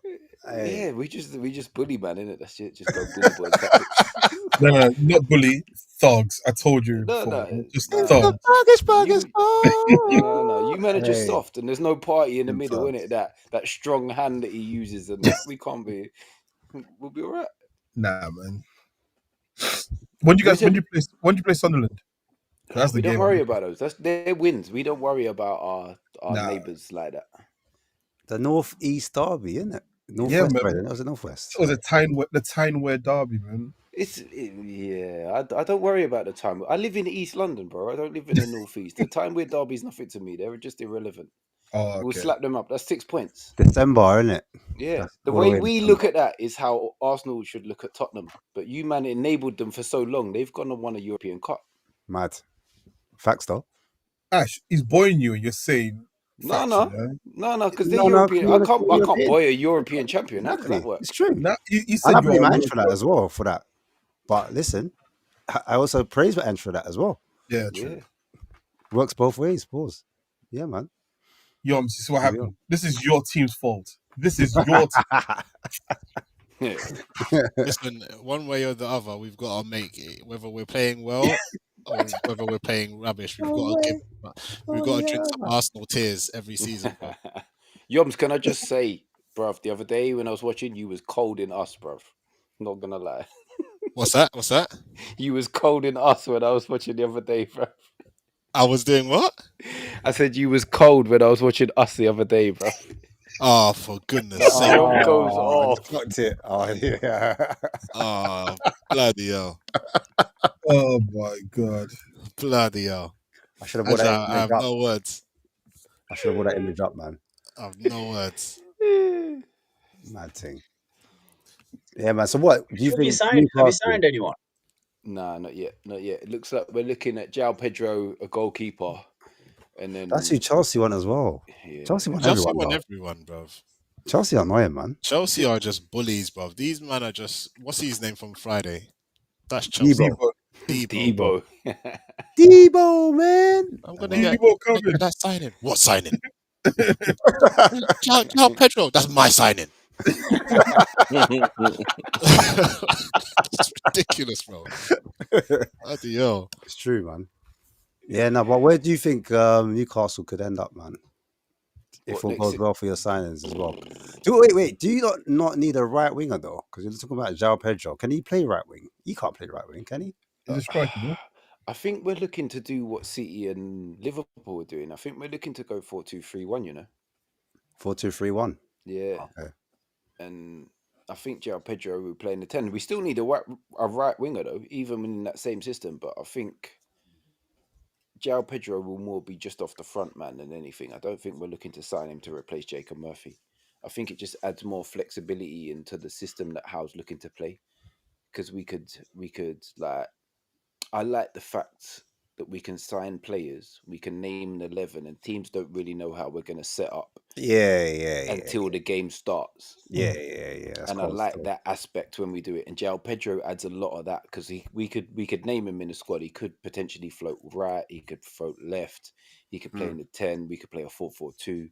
So I like that aspect of it. But we do still need a wide winger, because Jacob Murphy's been good this season numbers wise, but overall play, we need to upgrade that position massively. Are you? What question? Are you worried about Anthony Gordon and his form, how he tailed off last season? Nah, not at all. Yeah. Okay. Not at all. He was either just tired or his head got turned last summer. If his head's still turned now and we sell him, it is what it is. Then we build from there. If he's staying and he's here to stay, then I reckon he'll be back on it next season. So where do you not think you finish next season, Newcastle? Where do you?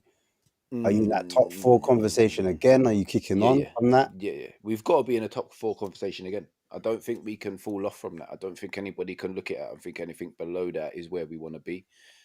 As much as I would accept anything from sixth up, owners wise, they'll be looking for Champions League conversations. But then you look at like a Liverpool, Arsenal, and City. That's a tough group to fully break into. But I think below that, we need to be in that bracket, looking at challenging for 4th place. If we're not looking at that, then we're doing something wrong. And does Howe need to like up his game? Well, not up his game, but do the owners look at Howe sideways if he doesn't achieve like a minimum of top 4 finish? In your opinion? I think this is the key season. Like, he needs to do a few things. That, like, Howe's a great coach. He's a great manager. But to get to the elite, you need to be ruthless, and you need to make the right decisions while being ruthless. Like the Longstaffs, the Murphys, these guys like Dan Burn, they've done well for us up to this point. But it gets to the point where you have to cut man off and say, look, you've got us to here, but your ceiling's done. You're at your ceiling. We need someone that takes us further. And that's where we need to see if Howe can deliver that from this point. Yeah, no, I agree, man. It's just shaking up the old Big Six, man. And I like it. Hopefully we can do it, because like there's a few key decisions we need to get right. Like, we haven't got the director of football thing right. I thought we'd go a different way without a director of football, but it seems we're looking at another one. So if we get that appointment wrong again, I think it puts us back a few years if we get it wrong again and we don't make the right signings. And So it doesn't work. You're not trusting in the manager to kind of get, the signings in that works for the club, or you think you need a sporting director? Well, it seems like we're looking for one, because we're looking at the Liverpool guy at the minute to come in as a sporting director. If the club turned around and said, look, we're going to just go with what we've got and we're not looking for a sporting director, I'd back it. But it just seems like we've got the appointment wrong twice. You can't just keep getting appointments wrong. It's the same as signings. You can't keep missing on signings because you're using money on nothing. Yeah, it's true. Cool, man. Any other questions, lads? No? Mitch, who do you think is João Pedro the man to take Newcastle up another level? I think it moves us forward, definitely, 100%. I like João Pedro. I think it makes us more adaptable. I think when teams come up with a low block, he offers a different option for us. But it's like a João Pedro on its own isn't the answer. We still need more than that. Yeah, man. Newcastle. Say again? Newcastle have done well to keep you sacked, though. I would say that much, because that was I was sure he was going to be in Arsenal colours. Yeah, but it seems like the last week or so, the talks of him leaving have just ramped up. They have, yeah. Liverpool now, isn't it? Liverpool they seem to be gathering pace rather than dying out, which is a little bit of a worry to me now. Because at first, at the beginning of the summer, I'd have been like, no. And it seemed to die down. But now, all of a sudden, it seems like it's just gathering pace. I don't like it at all at the minute, to be honest with you. Yeah, Ben Jacobs came out with something today. Yeah, Ben Jacobs came out. I think he said something about Liverpool looking to spend like 100 million. Surely Liverpool can't spend another 100 million on a player. They've just spent 115 on one. They can't spend 250 15, Why 20. Yoms in it. It's about the deal in it. Yoms, your boys need a bit of education when it comes to making these deals, man. Yeah, I So mean, no, United signings don't worry, have been crazy, but don't worry about Liverpool, man. They'll figure it I out. don't know how Liverpool spent 300 million in one season. That's bonkers, bro. But they're the same as us, aren't they? They haven't spent for like 3 windows properly. So they've the got a last little window's bit. keys are in it. Yeah, they've got a little bit more leeway just to spend, bro. Yeah, and they probably also spread out the payments like across, because that's what I said. Part of Vert's deal was they got favorable payment terms. So, like, even though they're spending 100 million, it might be like actually for this year it's only Like 25 mil. £25 a month or something like that. Exactly. They got on Klarna Klarna. payment. that gift gap contract, in it. That's what they got. Like how Chelsea do it, innit? Like 15-year contract. Like That's it. £25 That's a it, Yoms, man. That's it, Yoms. You need to join the team, man. You need to join it, Yoms. I'm telling you, I'll sort your club out. We'll be able to. I'll get you some players, man. Put me on a big contract. Yo, Hanif, with all due respect, thanks for no thanks, bro. Because you man might just find out that no one ain't coming in for Nkunku, and he's got 6 years left on his contract. Like, Don't worry about Nkunku. Do you want him? Do you want him? All right, bro. 10 million loan fee. Give me 10 mil, and he's yours, brother. It's all right, Yoms, man. We're all brothers here. I'll sort you guys. Look, even Spurs might come in now. 10 mil, and he's yours for the Yeah, I was season. nervous still. I'm gonna lie to you. you man still got Mikhailo Mudryk, who's just been done for taking coke. You be that dope boy.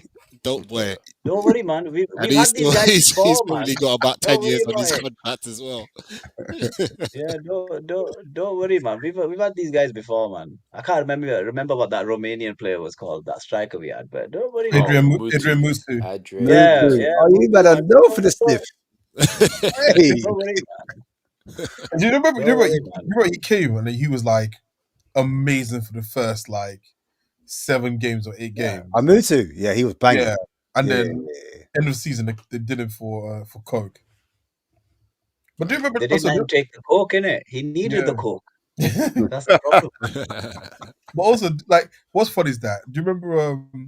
There was a guy who played for Chelsea, Winston Bogard. He got injured. Yeah, I remember him. Yeah. He got injured, and then his contract was like, 3 years left in his contract. He was on the bench. He was in the reserves for 3 years. Yeah, he said he's not going to play. So he used to fly from Holland. Yeah. Do training and then go back home. So that's one of the death row contracts you guys are signing. When you get all these players who can't leave anymore, 3 years time, we'll see what happens to Chelsea. Yeah, and then you'll be loaning players to us, and we'll be taking them back and saying, "Now, there's 5 million to take him back." Yums, man, I'll come and knock on your door and say, "Listen, can I borrow Highland?"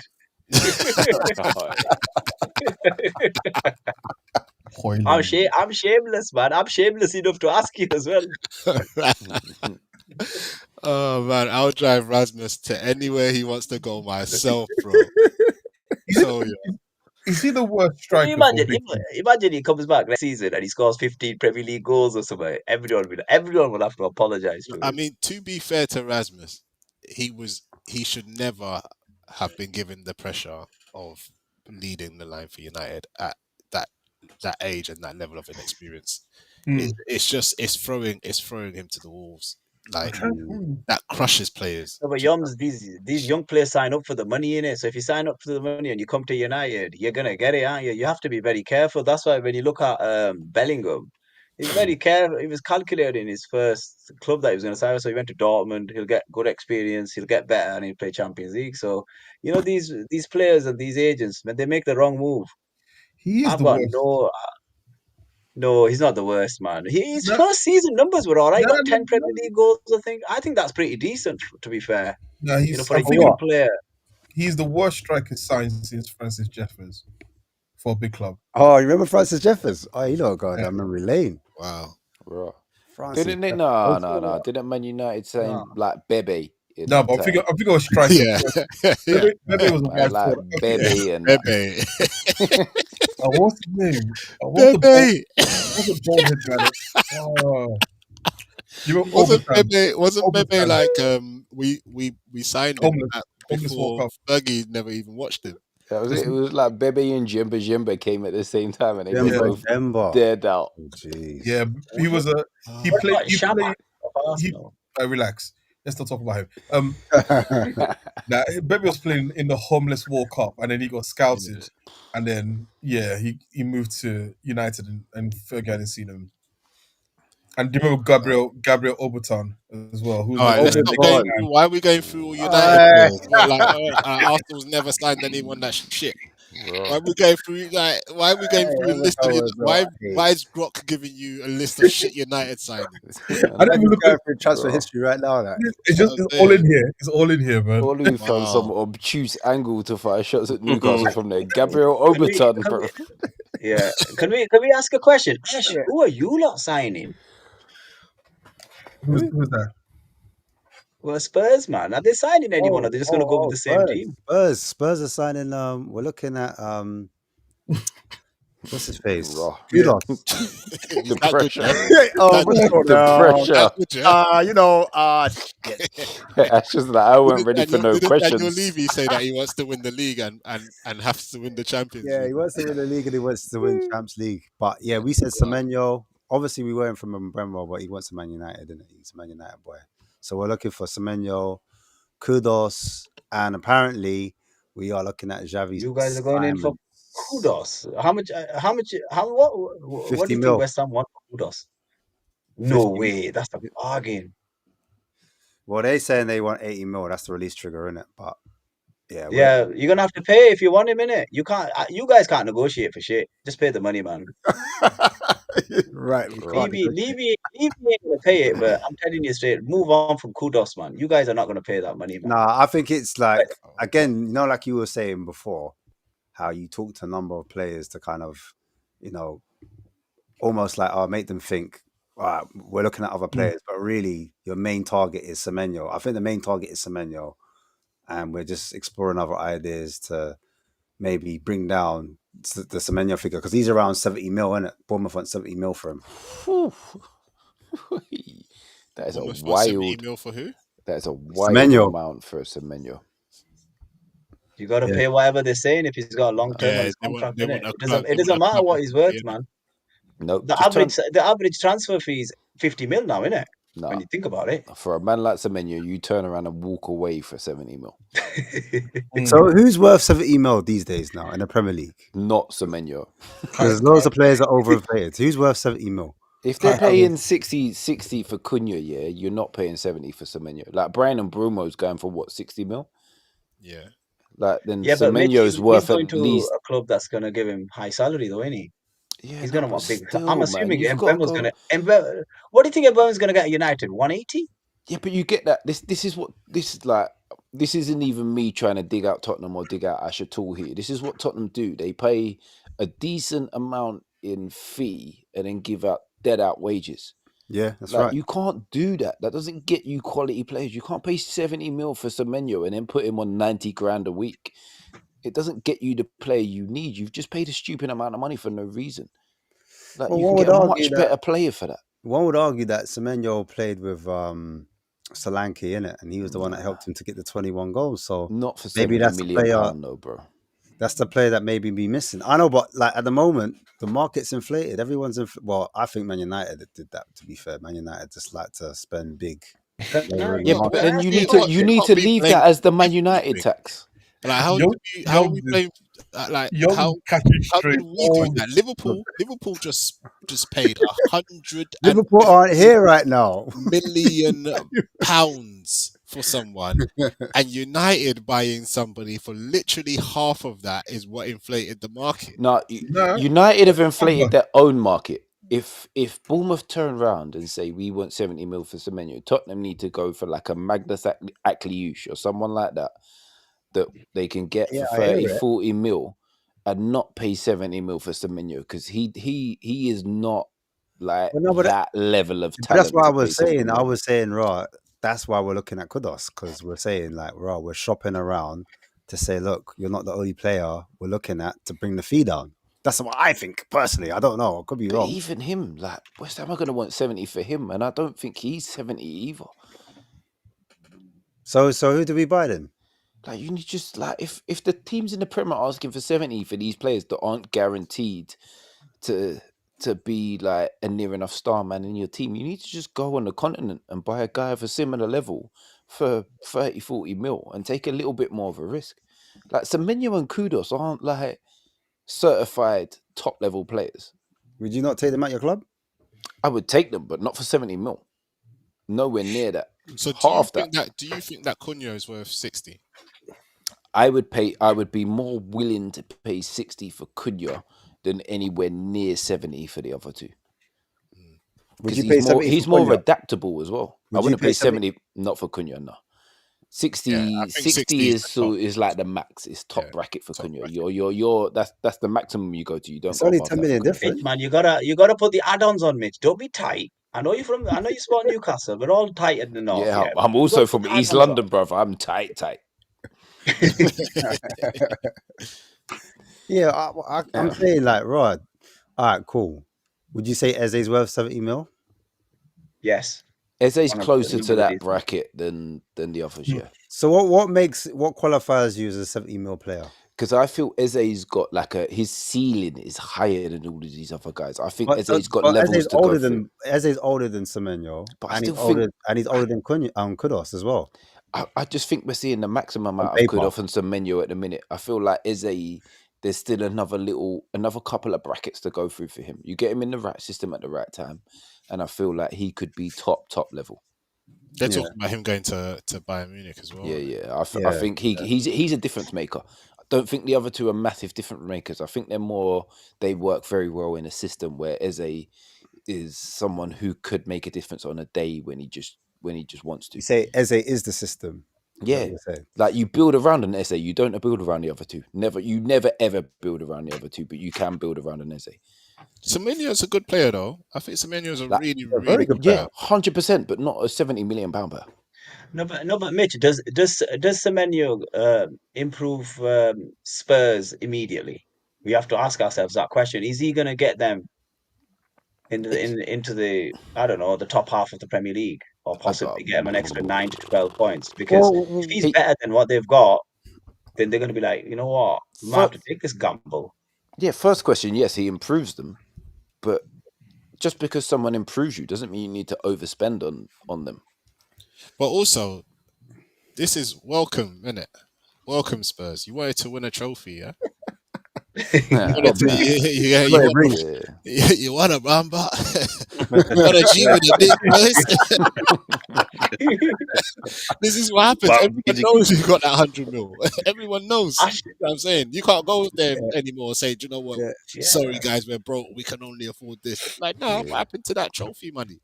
Yeah, exactly. No, but you can't come like Oliver no more. I agree with Hanef. Look, Hanef is right. Like, you don't, like, at the moment, he's not worth 70 mil. I know that. But it's the going rate at the moment. It's what the club, Bournemouth, are asking. That's how much goals they're going to lose. We took Dominic Solanke from them already. And they're saying, look, we're going to lose X amount of goals if we lose Semenyo. So if you want him from us, then you need to pay up or piss off. How much is Solanke? Then you walk away, bro. It's cool. He might be worth that to Bournemouth, but is he really worth that to Tottenham? He can play left, he can play on the right, and he can play through the middle. So I don't know. He can play one of them three at one time. He can't play two of them. No, but what is he worth? He's worth 70. Oh, what's he worth? Yeah, if you was to put a price on it. It's about 50 million, isn't it, max? 50 mil. And you agree with that, Mitch? Yeah. I would agree with that. If you're looking, so basically, yeah, if you pay 70 mil for a Semenyo, I would want 90 to 100 for Anthony Gordon. Would you pay 90 to 100 for Anthony Gordon? But that's the going rate at the moment. He's worth about 70 though, no? That's what I'd say. And I'd say Anthony Gordon's 20 mil to 30 mil more than a Semenyo. Add the English part. Well, that automatically bumps it up. So 20 mil as a player, add a 10 mil on for English, so 70 mil goes to 100 quick time. Oh, I thought it was 90. 70 plus 20. What's the other 10 for? Just because he's English. I thought it was 20 because he's English. 20 because he's better, and 10 because he's English. That was the maths. That was literally the maths that went through my head when you asked the question. I hear you. Because when you look at it, when Chelsea went for Caicedo and we paid 100 mil, I was like, shit. But then I was just like, if you want him, you've got to pay what they want. You've got to pay what the club is Yeah, asking but for, regardless But of but whether they this, work. Caicedo's one But of the Mitch, best centre but Mitch, midfielders in not the league. everybody. Yeah, No, I you know see. that, but the thing is, this we didn't we did look. I was just like, yes, we'll take him, but bloody hell, because it is a big risk regardless. And I understand your point of view, but you know what? There's not many good sporting directors out there that could find these gems. You know what you're saying? You're saying do your job properly. Yeah, yeah. Brighton seem to do get it right, but their club is a bit different. They can give their players time, whereas the rest of us, we need them to hit the ground running. And that's the that's the caveat, truth of isn't it. it? I That's that think balance that you have to Ma- get right. I Maybe that's think just me from what I do for work, because my job is basically to make people do their job properly, so we don't spend too much money. So also, M- but also Mitch, you work for you Arsenal. no, dead that, dead that. it's not that funny. It's not that Hey, funny. funny enough You with, though. Funny enough Mitch, though. are you Did with you see Berta? what? Are you with Berta now? Did you No, no, see no, I no, what am Berta. Fabrizio no, no. Romano tweeted about Sesko and the Well, what? agent? Well, what? Was he said no? He said, Benjamin Sesko agent Elvis Basnovich answers on Arsenal. We have a clear plan. We will never force or blackmail Leipzig. We do things in the right way or don't do them. Sesko will only leave for a special club and project. That's a bit Okay. mad, isn't it? I What? think that deal's gonna collapse. Nah, they just now it's just political games they're playing in Yeah, Mind PR. games. it's either them saying go away or add more money on. Yeah. Add But more do you money, think man. They can Sesko is worth afford it, 80 man. million though? 'Cause I think he's How potentially much? 80 million. If he was going to Liverpool, I'd say he's worth 80 million. I don't think he improves Arsenal enough for 80 million pound. You don't think so? No. Ah, Gyökeres now, someone who's just going to score goals. Yes. I look at Sesko and I feel like he's much more of a Liverpool striker than an Arsenal striker. What makes him more of a Liverpool striker than that? What does that mean? Like, Because for me, like the Liverpool number 9 at this point in time isn't just about goals. He's about being part of the system that makes the system work. And I think Sesko fits into that system a lot better. Whereas at Arsenal, they look like they need a man that's just going to bag 20 to 25 goals a season in the Prem. And I don't think Sesko's that guy. But I'll say, That's why but I say that. I'll say that at the time we've played our best football, we've not had a striker. Arsenal's a weird one. Yeah, but you Like, need to go to another level. That's what I'm saying. Like, I know. you can get back to playing your best football, but if your best football doesn't take you up a level, you still don't win the league. That's I hear that, basically but- what I'm saying. So you need but our someone that's best- going to but- add a little bit more to what you've been doing That's previously. true. I hear that, but I'll say our best level was one game swing from Man City winning the league. So it's like I agree with you. I think we need a striker because especially in the games where it's tight and you just need one goal, like that's where a really top class striker gets it for you. But at the same time, I would say that like at the best, Arsenal was close enough to winning the league. And yes, within minutes, I get it. We need to get over the line before anyone says anything. But it's not the gap at the time. At our best, wasn't too far from the best team in the league. So The problem, but I get that though. you've got, Olu, is your chances created. So that season where you missed by one game, you created a lot of chances. You were in front on that table, but this season that's gone. You've not created as much, yeah, that's and true. obviously injuries and everything takes a part. But what you guys need is someone to score you goals, and you just go and you look. Look. I think you should go for Prem proven. That's just me. You go and get Isaac said to Newcastle, right? He is 100 mil. We'll give you an extra 10 if we win shit. And I'm telling you, Newcastle would be considering that. That's what you do Nah, if you want nah. proven. But if you think But the Gokeres is the man, interesting thing is because you guys, I don't know if you needed Supermende. That's what I was saying. I don't know if he. Do you get what I'm saying? I don't know if you're better off He adding moved the that needle. money to the striker money and going to Newcastle and making it at least difficult for them and saying like, yeah, 100 mil, cool. I swear Zubamende was saying, like, talking about Real Madrid or something like that. He was flirting with them. Man, how much like was he? What was the price? What have Arsenal paid for him? 50 mil. 50 mil, something like that. Oh, it's cheap, innit? That's cheap. That's why they got him. Good. That's a yeah. That's Yeah, why. but he was that Good cheap deal, that. because he's coming from Spain and he doesn't have long left on his contract, does he? I think he's only got like 2 years left. He was always going to be leaving. He ended up giving what's it, Sociedad an extra year in it. Like, so I think the price is a good price point, but I just don't know if Arsenal needed It's him. a wicked price point. Do you get what I mean? If No, Arsenal that's why needed they to got him spend in it. 55 million, something like that, on a striker, I don't know if Arsenal would have been better on actually adding that to the striker package and saying to Newcastle, look, I'm going to make it difficult for you. I'm going to turn Isak's head and I'm going to, do you get what I'm saying? Because I have no, and it might be out there, but if Isak puts on an Arsenal shirt tomorrow, I genuinely think Arsenal do win that thing that we're talking about. I do think they go and win that Premier League. Do you get what I mean? So it's a bit odd that they're not doing that. But then if Isak puts on a Liverpool shirt tomorrow, it's the same story. Yeah, That's true. It's finished. 100%. Yeah. It's 100%. it's like Isak is one of them difference makers. He's just different. He's, Do you know the only- unbelievable. I like that thing. The only team you can say that if you put on this shirt, top left, makes no difference. What? No, he makes a difference to any That team. was unfair. Anyway. That was unfair. That was mean. Yeah, That was yeah. just shame. Awful. Yeah, man But just you know went what's full funny as Shinobi well? on Yoms for no reason. What He did came you out say? of the What shadows did and you It's been chopped his happening head off. before you bro. guys got But it. the Don't thing is, worry. I'm a psychology major, Olu. I see, I see, Wow. I know pain when I see it. I know pain when I see it. Man, You know what Olu is? Subconsciously, he's thinking Arsenal right now are United when we needed Van Persie. That's it. Listen, And what did we pain do? is the essence. Got it done. Exactly. Olu's one of them man that sweats every time Arsenal play a game of football. Me? Nah, you the funny things, I don't. I'm so You chilled do, out. bro. You do, man. I can Pain see is it, pain man. is too entrenched for that. It I've stopped. got no hair on my Bruv. head as well, man. It Don't stopped worry about hurting. it. I It know, stopped man. hurting now. It stopped hurting. I hate to roll back to it, but you don't get called fat and Burma by sitting watching football, bro. Ah, If you swear that easy, that don't come out of no one's mouth. nah, man. Oh man.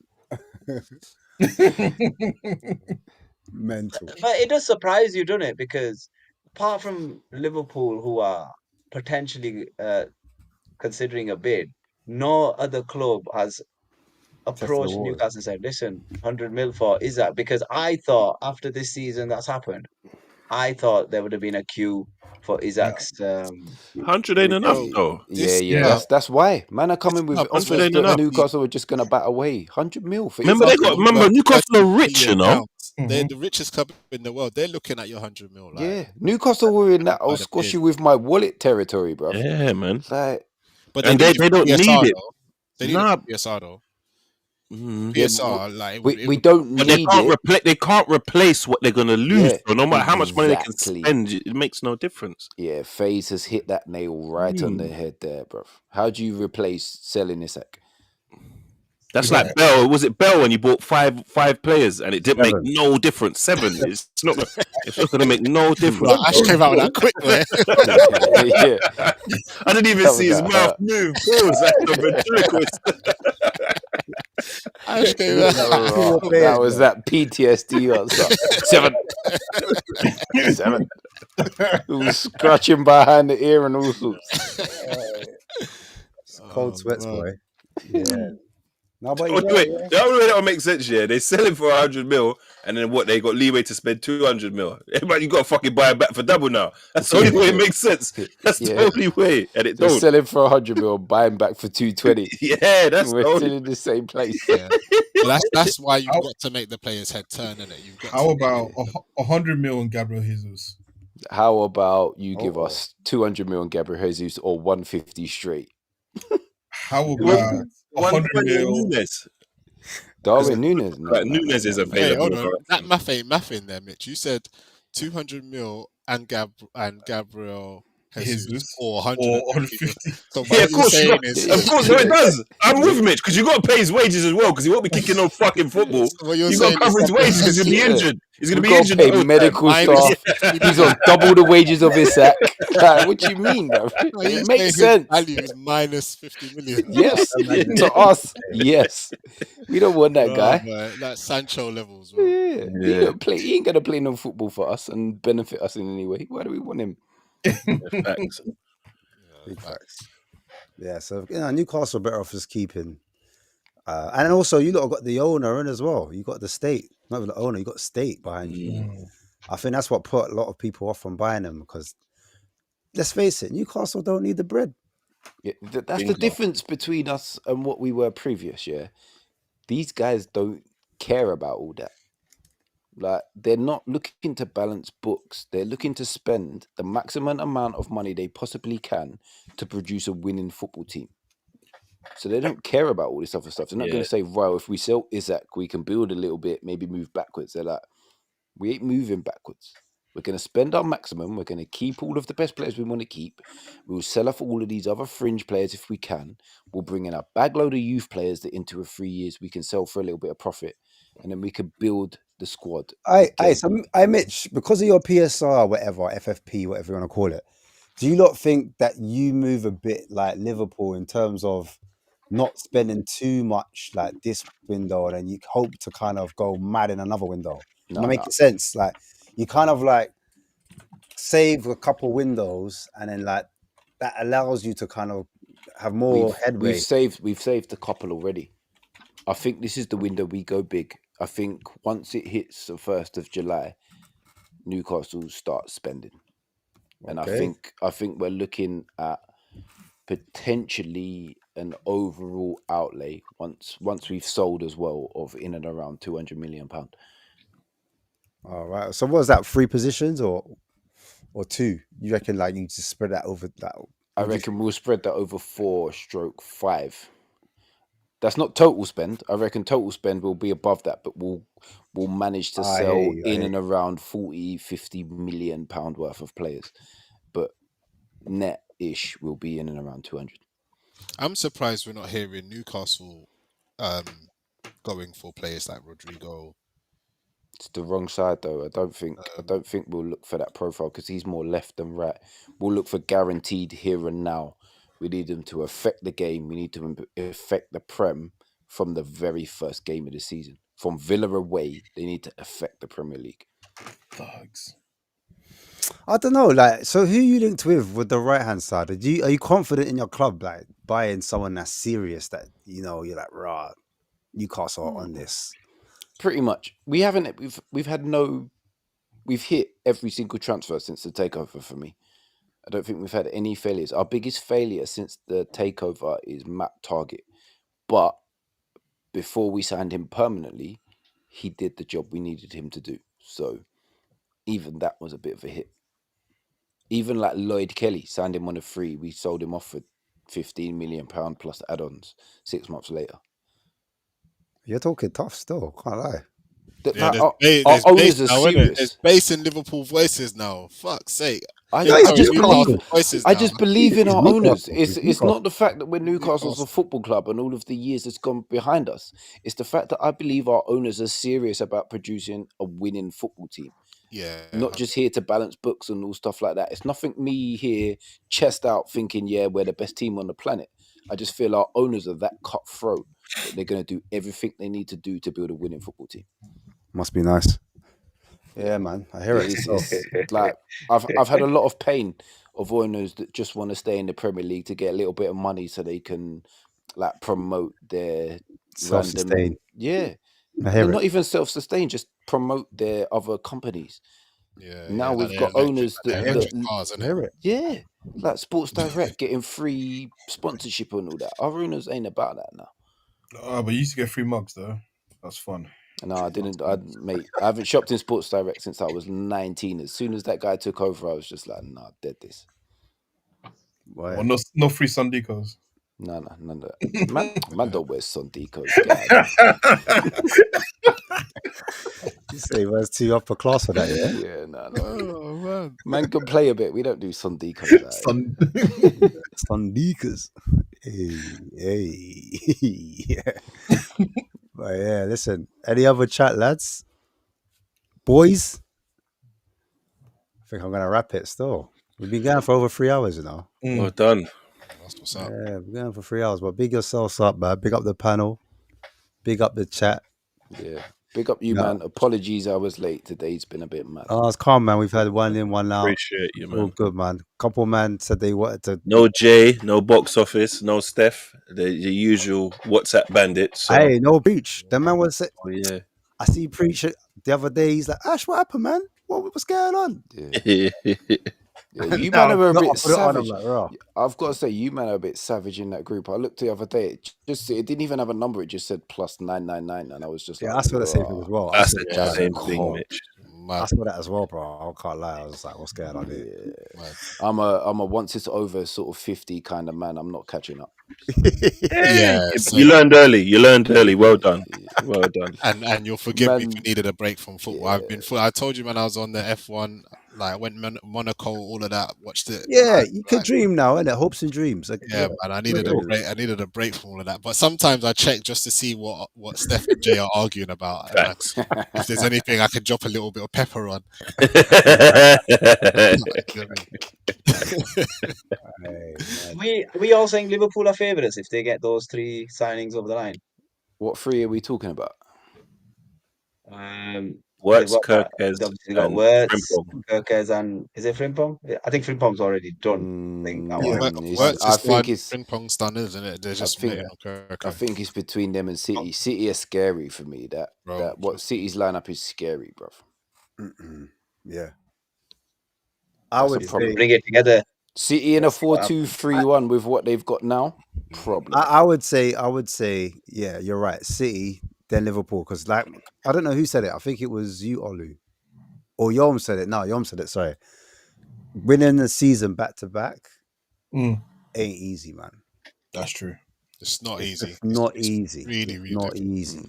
Only a few have done it, and I think City are hungry. You know, Pep doesn't like losing, and I think he's even trying things out now. As we talk now, I think he's up in his room in the hotel, and he's moving like prawns around on a chessboard, trying to figure out his new You formation. could tell he ain't slept for time, bro.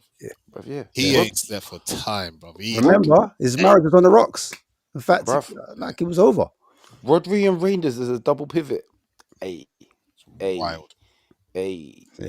And I think That's- people. I know he had I know he reportedly. I didn't watch it, but I know he reportedly had a bad game in the Club World Cup. But that Shirky guy scares me, bro. Like he. I man are saying fold in the back. Bro, Hey. Stop it, man. The guy's just average, man. Enough, lads. Good That's it. player, but that's Wrap it. up there, lads. Chicks is like, let's just get out of it. Be nice to do good, man. I've heard enough. Big up. Please Big make up. sure you Big like up. it, Good night, boys. Good night. You man.